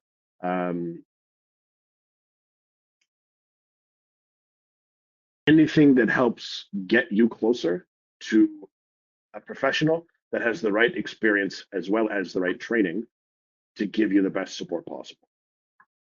There are lots of people who are fantastic health or exercise professionals, but without being well versed in an oncology space, then there is still, I would say, fairly fundamental knowledge and awareness of some of the risks, key considerations on how to personalize exercise that won't necessarily be addressed if someone doesn't have any direct experience working with this population.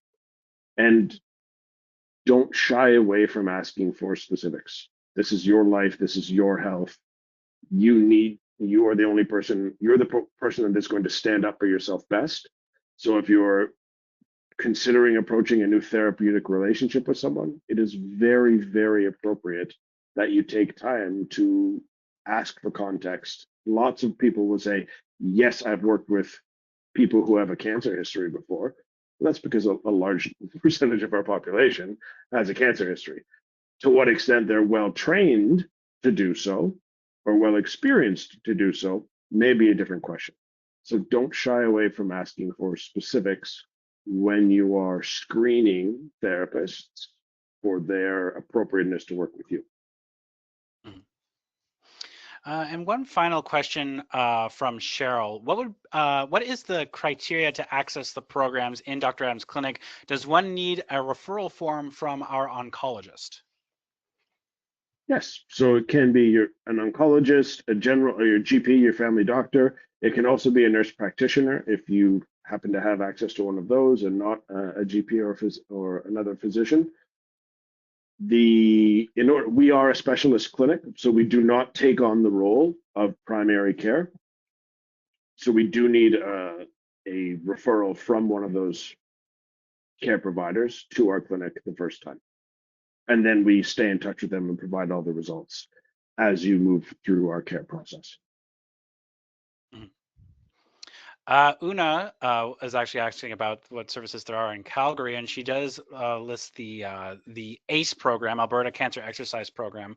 Was wondering if you can speak about anything. You guys can speak about anything to that. Dr. Kulos Reed is and I think Margie McNeil is involved with that as well. Two highly competent, highly experienced professionals in the exercise oncology space. Anything that they do will be top drawer, very trustworthy. So if you have access to the ACE program, tremendous. That is to my knowledge anyway, and please, Nicole, Margie, please pardon me if I am misspeaking here. To my knowledge, it's a general exercise oncology program. While we know exercise is it is the most effective single treatment to address cancer-related fatigue, there is some nuance in how to approach it, like personalizing via cardiopulmonary exercise test is the gold standard. So I don't know if they do cardiopulmonary exercise testing there, but I'm sure they've got great connections that might be able to provide that type of assessment for you. And I guess maybe that, Peter, you tell me, would this be the right time to introduce a recent partnership that we have secured or established with Hope Air? Sure, absolutely. Just as of recent, with Cancer Fatigue Services, I was able to get in touch with the folks over at Hope Air. They are the only charitable organization, as I understand and have been told, in Canada that helps provide funding for folks who qualify that require medical appointment treatment from rural areas or basically anywhere that's 400 kilometers from a specialist location in Canada. And they're able to take care of flight, accommodation, as well as food, and it's extensive. It's not just restricted to cancer, but it can be for any patient who requires that type of help in order to gain access. And you can find them at hopeair.ca, and we're now affiliated with them. You just reach out to them, explain exactly what the situation is. You do need a confirmed appointment, and they can go over all the details of what's required. But they've been doing this, like mentioned, for over 40 years. It's really quite impeccable. So the opportunity there is the ACE program is really strong from an exercise oncology perspective. So the opportunity would be to leverage the support through a fantastic organization like Hope Air, get to the clinic, get your full assessment done. We will do your exercise test while you're here. Then we can send you back to do all of the local rehab or the rehab locally through the ACE program, and we can give you the prescription you need that is tailored to your unique abilities and capacity. So I think that could actually be a dream scenario for you, if you're willing to come see us. And then again, a lot of the questions we've been fielding have been around travel and coming from outside of certain areas to come see you guys. So that is a very, it's very helpful. Prior to all this, though, to partnering with Hope Air, and I think also probably continuing for through the foreseeable future, traveling alone has a very high fatigue tax to it. And so what kind of challenges have you guys come across with people just getting, have you ever had, for instance, people who are unable to attend your clinic because simply the fatigue related to travel has just been so taxing? Absolutely. And we've had to work around weather when people are uncomfortable driving in the Great White North. And oftentimes we see people not coming down until they have someone that can travel with them, because we know that depending on how fatigue is impacting you, daytime sleepiness could be an issue. And if daytime sleepiness is an issue, and it may be problematic when people are trying to drive, if you are not taking, say, a train or a plane to get here, if you are gutting it out on one of our major highways to get here, then yeah, you really want to be mindful of that. You don't want to ever put your well-being and safety in jeopardy. And we can be very flexible. Our normal hours are 10 to 5, 10 to 6, Monday to Friday.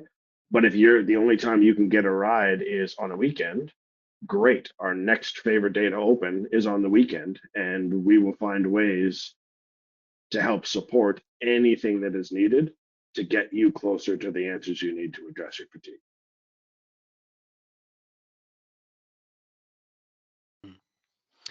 Once again, question tab is open. If you have any questions whatsoever for Scott or Peter, just do not hesitate to put them into the questions tab. We definitely want to hear everything that we can for this, because it's been a very long presentation and a lot of good information. And one of the question that I have going into this presentation, one of the more shocking things that I found in your assessment of fatigue was the blood use in the brain with the study with the twins undergoing chemotherapy, one of which going under chemotherapy.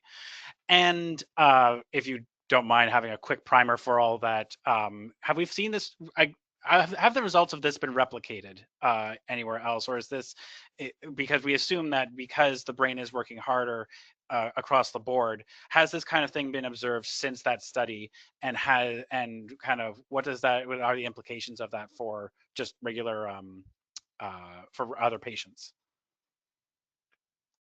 I would be making it up if I told you I had seen anything since then. So I won't speak out of pocket there. But what I will do is I'm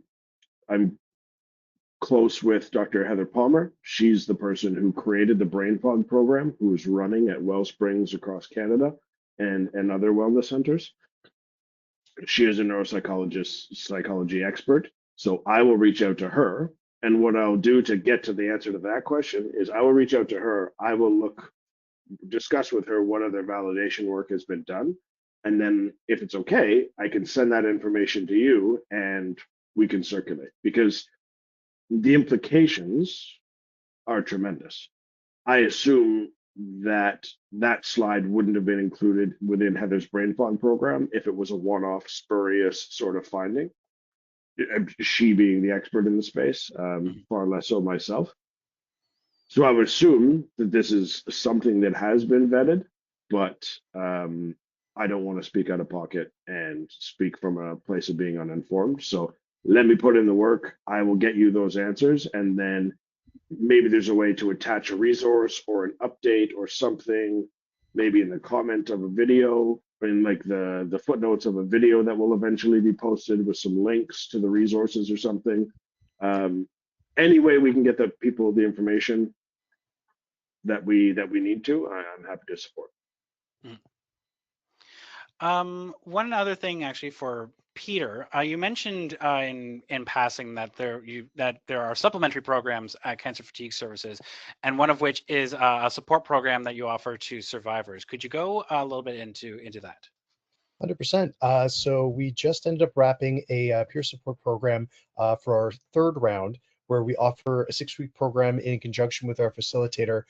She's a social worker from Women's College Hospital. Her name is Luana Pereira. And it's just an absolutely fantastic experience where folks who've either come into Cancer Fatigue Services, or they may not even have come in for an assessment, it's an opportunity to really deep dive into cancer-related fatigue and discussing the lived experience. So it's a guided peer support program, as mentioned, that we do for a period of 6 weeks. We're going to have another one starting up really, really soon. It's available by way of our newsletter publication. There's always an email that goes out with a click tab. Hey, if you're interested, please let us know. We'll put you on the list to have you for the next rotation. And it's a chance to network with some peers from, well, frankly, outside of Ontario as well. It could be across the country where they're able to discuss their lived experience. Some folks have already been through cancer fatigue services, so they discuss their experience in the program. And we start tackling a lot of the different treatments and the 10 treatable causes of cancer-related fatigue. So we look at things like exercise programs that are options that are available. We talk about nutrition. We talk about sleep hygiene, things that can impact mental cognition. It's really a broad spectrum gambit with a lot of free flow. And we're able to do some connections, which is wonderful. It's a great reflection of advocacy work. So I encourage anyone watching, if you're interested, just reach out to CFS, let us know, and we'd love to see you as part of the chat. Excellent. And also, it's no cost. It's No free. cost. Yeah. We always like to hear that, especially when it comes to cancer services. So bear with me a little bit because this is dragging from a talk we did a while ago. And I want to, of course, preamble this to especially everyone listening to chat that just because that they say something puts you at risk for getting cancer is not a guarantee that you'll get it, or could even be a factor in you eventually getting it. It's just one of the risk factors that are there, and it's simply just a risk. We did a conversation, had a conversation a long time ago with the Colorado Cancer Resource and Action Network, and our presenter at the time, Cassandra, she had a whole long list of factors that they were looking at as what could be influencing the rise in younger people getting colorectal cancer.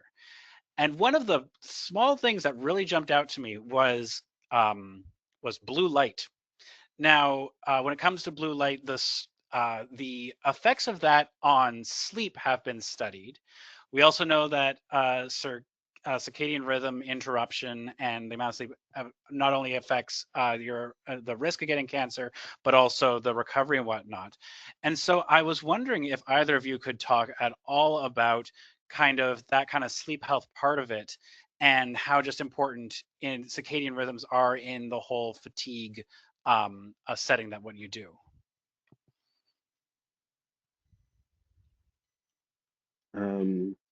Whoa, that's a good one. So I guess the easiest starting place would be our behaviors do a lot to shape our internal environment.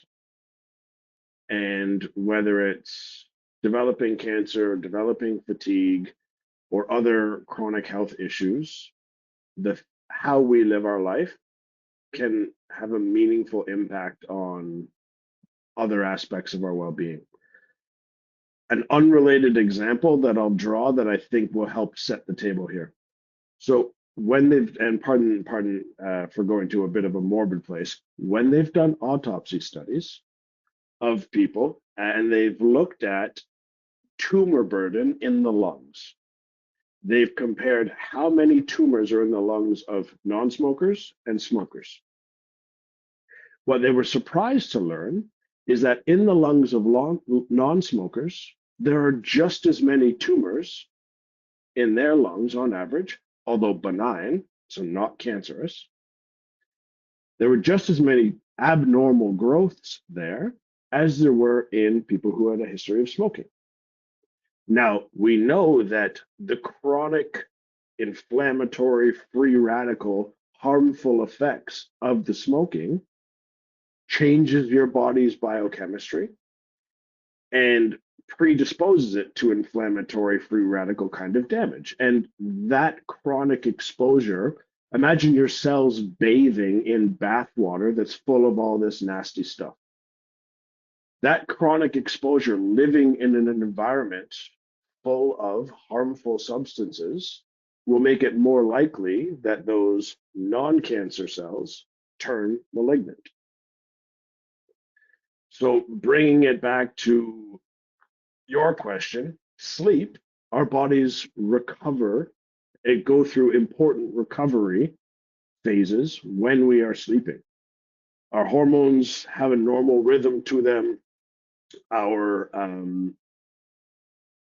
any damage that has been done, say from Donald's question from a previous day of resistance training, most of the healing takes place while we are sleeping at night.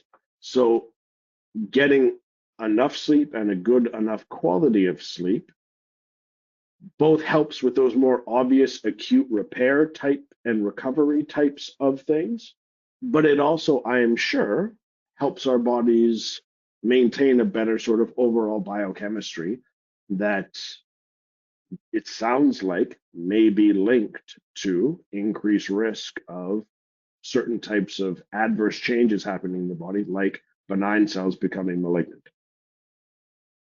So I'm not sure if everyone followed me through that roller coaster, but I hope that helps in terms of starting to answer that question. Absolutely. I mean, it's again the complexity of how everything intermingles together. If you learn anything about cancer, you know that this whole everything connected thing is a bit of a trope, but it's very true. And so the systems that are affected by one side of the body and one behavior or by one system can inversely affect the other or adversely or whatever. So it makes sense in that sense about how that could reach to that point. And I would draw similar comparisons to nutrition, to maintaining lower stress levels, to obviously engaging in regular exercise. Anything you can do to keep your cells microenvironment, the fluid that they bathe in every minute of every day, anything you can do to keep that microenvironment more healthy will decrease your risk of those cells getting damaged and not functioning properly, and then you developing related health issues. And a couple of easy examples to draw on from some cancer treatment and some preventing cancer recurrence literature. So first, there have been the first human studies have been done in people living with pancreatic cancer, and they're finding that people who are training while receiving chemotherapy have better responses to the chemotherapy. Tumors are shrinking more. So there's likely some synergistic or teamwork effects that are happening there, where by normalizing the microenvironment or sensitizing the tissues, they're responding better to the treatments. So that's exciting. Again, a way to consider your behavior influencing your biochemistry.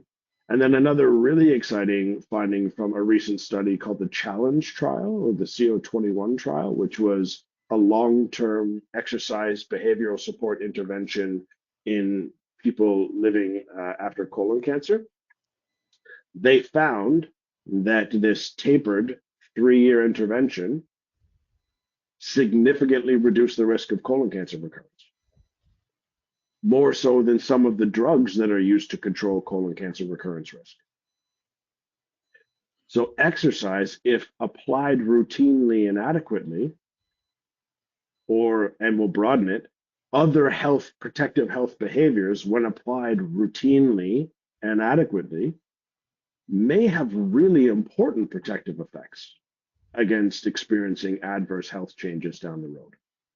And we're starting to see the first really robust clinical trial data, and hat tip to Carrie Kernier and Chris Booth and all the folks that have been so heavily involved in that CO21 trial. I helped out a little bit with it when I was doing my PhD in Alberta. So that's the lab that I was in out there. So I know how much time and effort went into it. I supervised some of the people on that study, and these are very average folks that didn't necessarily have a great relationship with exercise, went through their own challenges in trying to adhere to and stick with the interventions.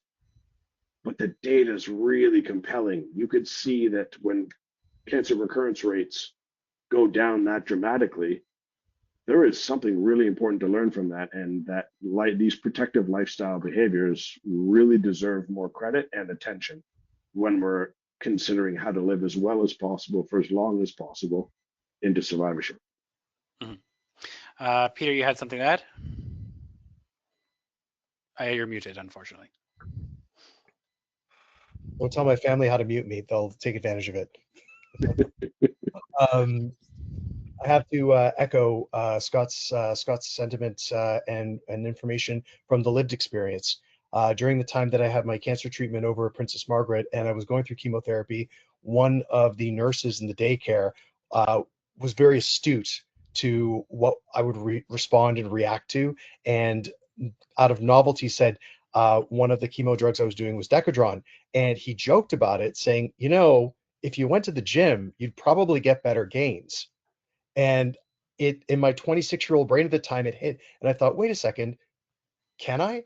Will I? Should I go to the gym?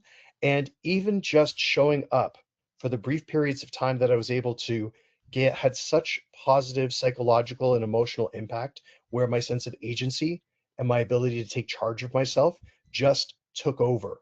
And it ended up demonstrating to me that there were dimensions of my life that could be a cancer-free safe space, meaning regardless of what's going on in my life, how I feel in terms of treatment, right now, right here, cancer treatment can't touch me. My cancer diagnosis is not going to touch me. I'm in charge of what's happening. And I learned that the only thing that we can control is how we react. And that in itself was just an active decision. And that has now carried me through for over 20 years since my second diagnosis, where having that safe space mentality of things that bring me that agency are now a fundamental part of my day-to-day life. So between going to the gym, like I'm a huge karaoke nerd, and like just finding those things that bring you that light and make you feel better about yourself, regardless of what's happening. And you make that structured, compartmentalized choice of, okay, here's life. These are things I can't control, but here's how I'm going to choose how I react. And I attribute a lot of how I recovered to taking those active decisions and deciding this is my space and I'm in charge of what I can be in charge of. And that's it. Final. Mm-hmm. Martha has asked a very important question, and one I think that definitely needs to be asked. So thank you very much, Martha, for your question, because it's important to kind of address this part of fatigue. She says, I'm a puddle on the floor and my muscles feel like they are wasting away. My fatigue severely affects my ability to care for myself. Where do I start to exercise when making my meals is exhausting?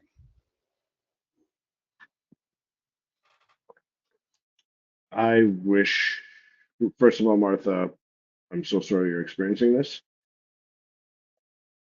I wish this is the first time I'd had a question like this, and I wish there was a more obvious answer for it. But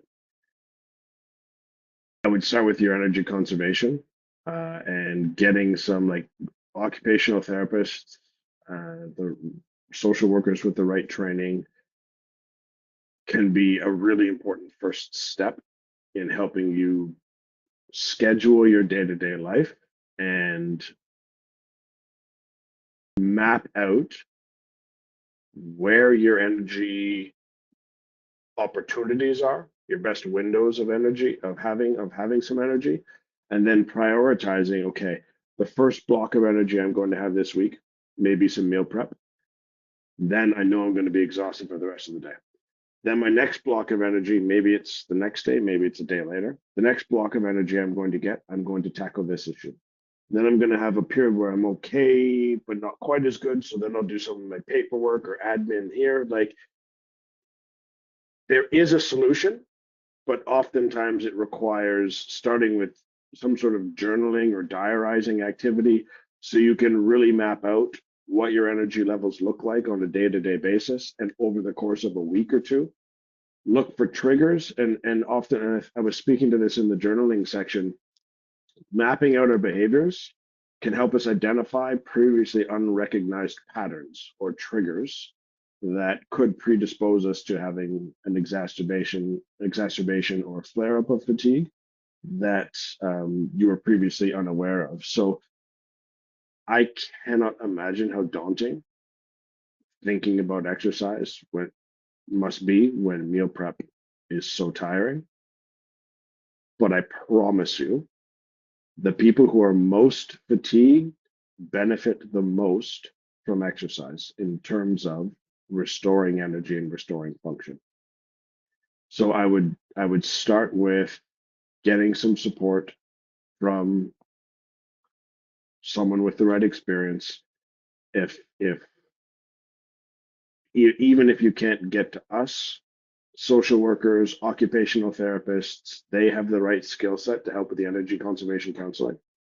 Get them in, help map out your week, get an energy conservation plan together, and then within that plan, you will find some windows of when my exercise needs to be the priority today, or nope, I have bills to pay, I have obligations to manage. That's going to be the priority for the day.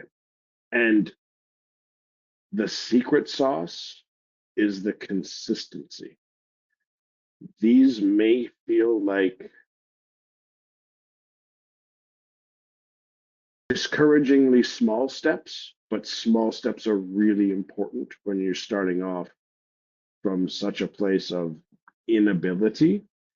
And excuse me if that's not the right word, but do you know what I mean? Like when you're starting off with so much less capacity than you need to keep up with your day to day and to live independently, those small steps are even more important to take, because otherwise the systems and structures within your body are going to continue to deteriorate. Your mental health will continue to deteriorate. So we need to do something to break that process of deterioration. Getting a plan in place starts with understanding the problem. So doing that energy conservation counseling can help you better understand the problem and set some guardrails around what the first phase of your recovery will look like. And then once you have some of these incremental gains, then you can have more energy pockets to be scheduling things in throughout your week and so on.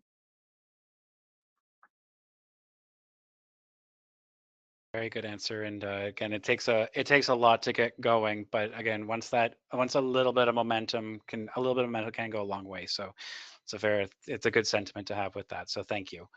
And please, even if it's just for a conversation, please feel free to reach out. Whatever we can do to connect you with the right people and the right resources in your community, we are very, very interested in doing that. Absolutely. Angelina says, I'm a reoccurring breast cancer patient and now found out I have ANA positive in my blood and I get a lot of musculoskeletal pain and lots of fatigue. Any suggestions?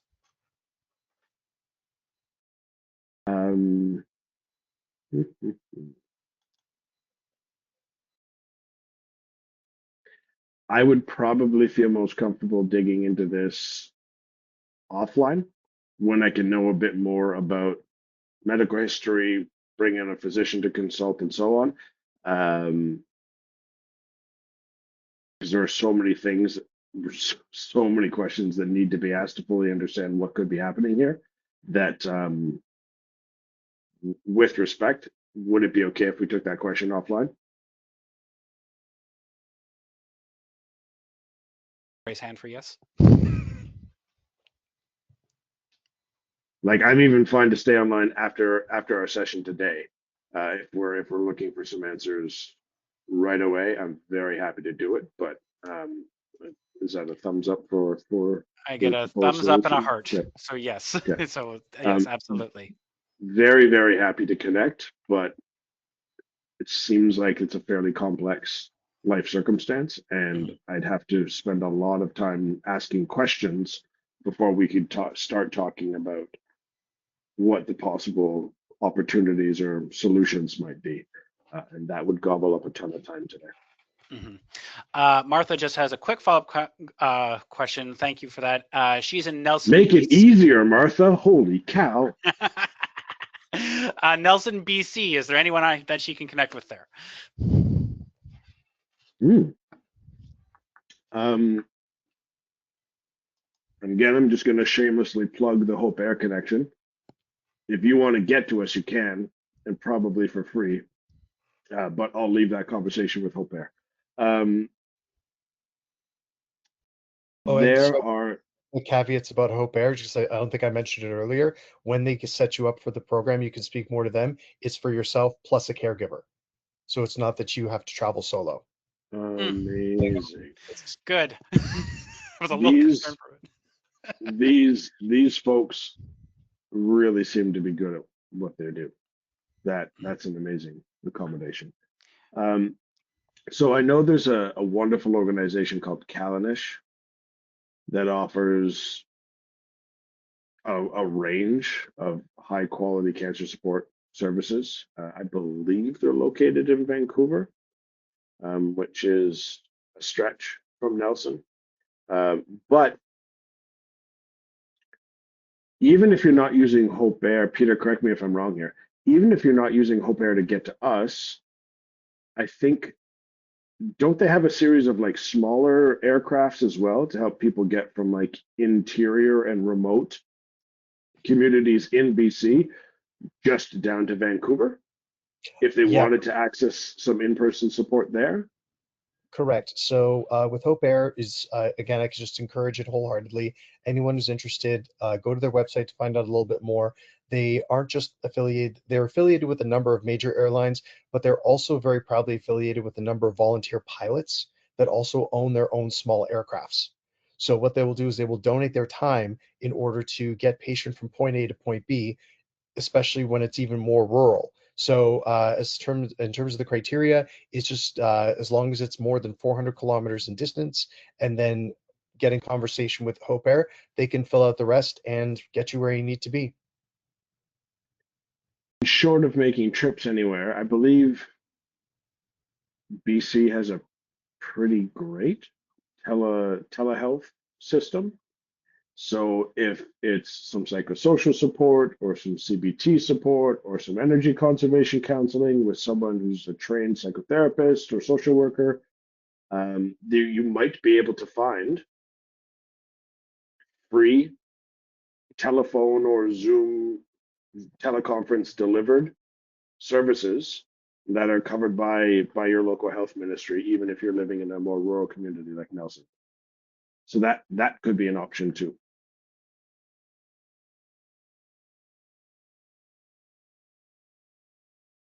Excellent. So we are almost out of time, and thank you to everyone who sent in their questions and some very good ones.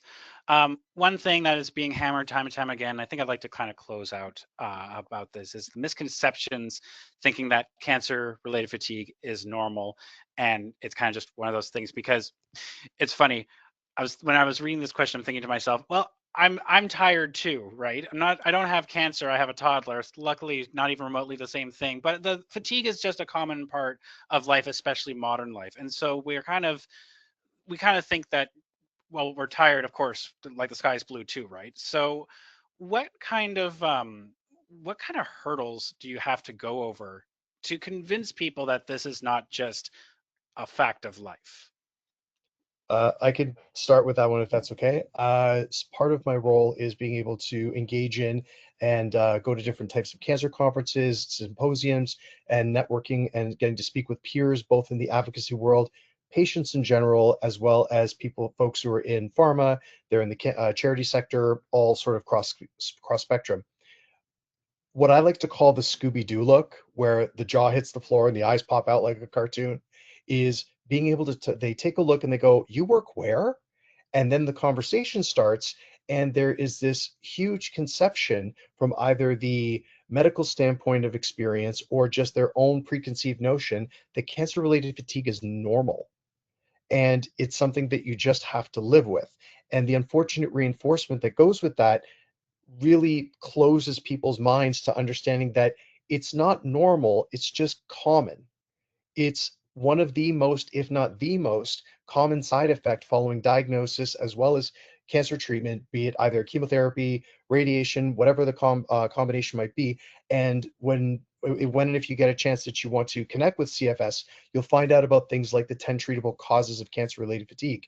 And each one of them are these intersecting jigsaw piece puzzles where there's no guarantee of the size and scope. So if you're looking at something, for example, like anemia, hormone imbalances, nutritional discrepancies, if there's cognition challenges, like all these different moving parts, they can overlap, creating like this Venn diagram, but there's no guarantee that the puzzle pieces are the same size.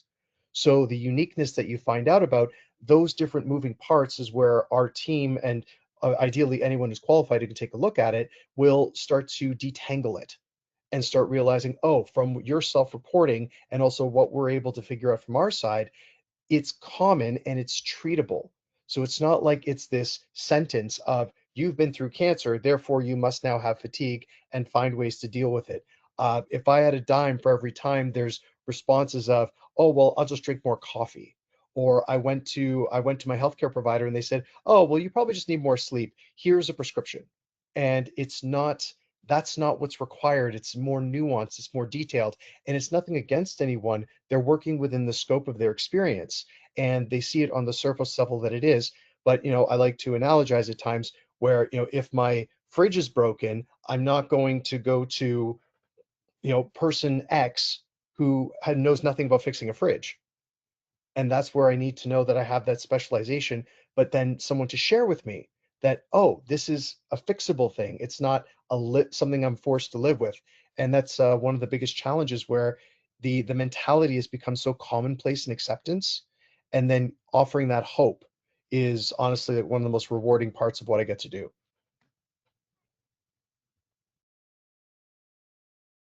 Thank you, Peter.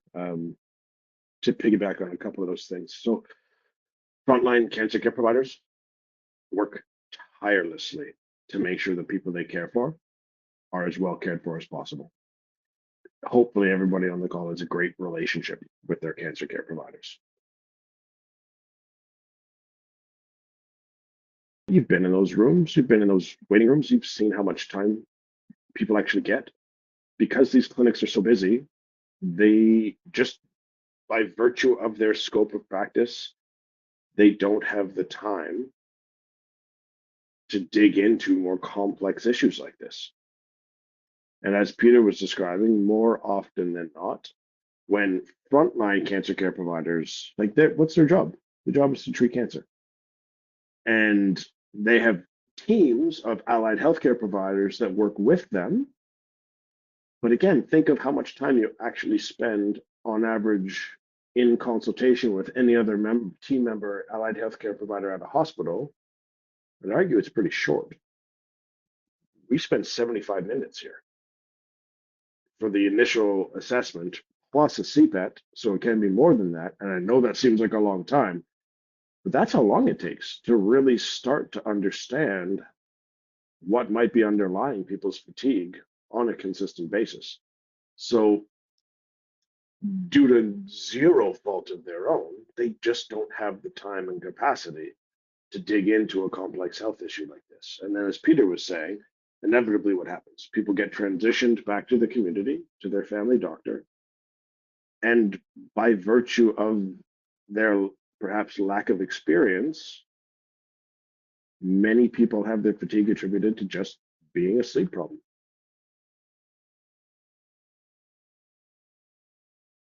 It's not, I suspect it has been normalized the way that it has because there hasn't been a solution for it. And when you can't do something about something, you can't do anything about something, about a problem, what do? We say, oh, we're just going to have to live with it. You don't have to. This is the whole reason why we got started, and the whole reason why we want to build capacity in the community. Because if we don't exist in your neighborhood, there should be someone in your neighborhood who knows more about this, who can help you. So in addition to growing ourselves, we want to make sure that the word is getting out there and the awareness is being raised so that no one is ever told fatigue is just something you have to live with. It's absolutely unacceptable. And people live with it for decades. And it sickens me a little bit. Not in like any sort of blame game kind of way, but it's nauseating to think that people are living with a treatable condition and are losing quality of life for up to decades. It needs to be fixed. And we need to just band together as a community to make sure that we're doing everything we can to support each other and get people connected at a peer level or a peer to professional level or whatever it is, to get people the access to the information and support that they need.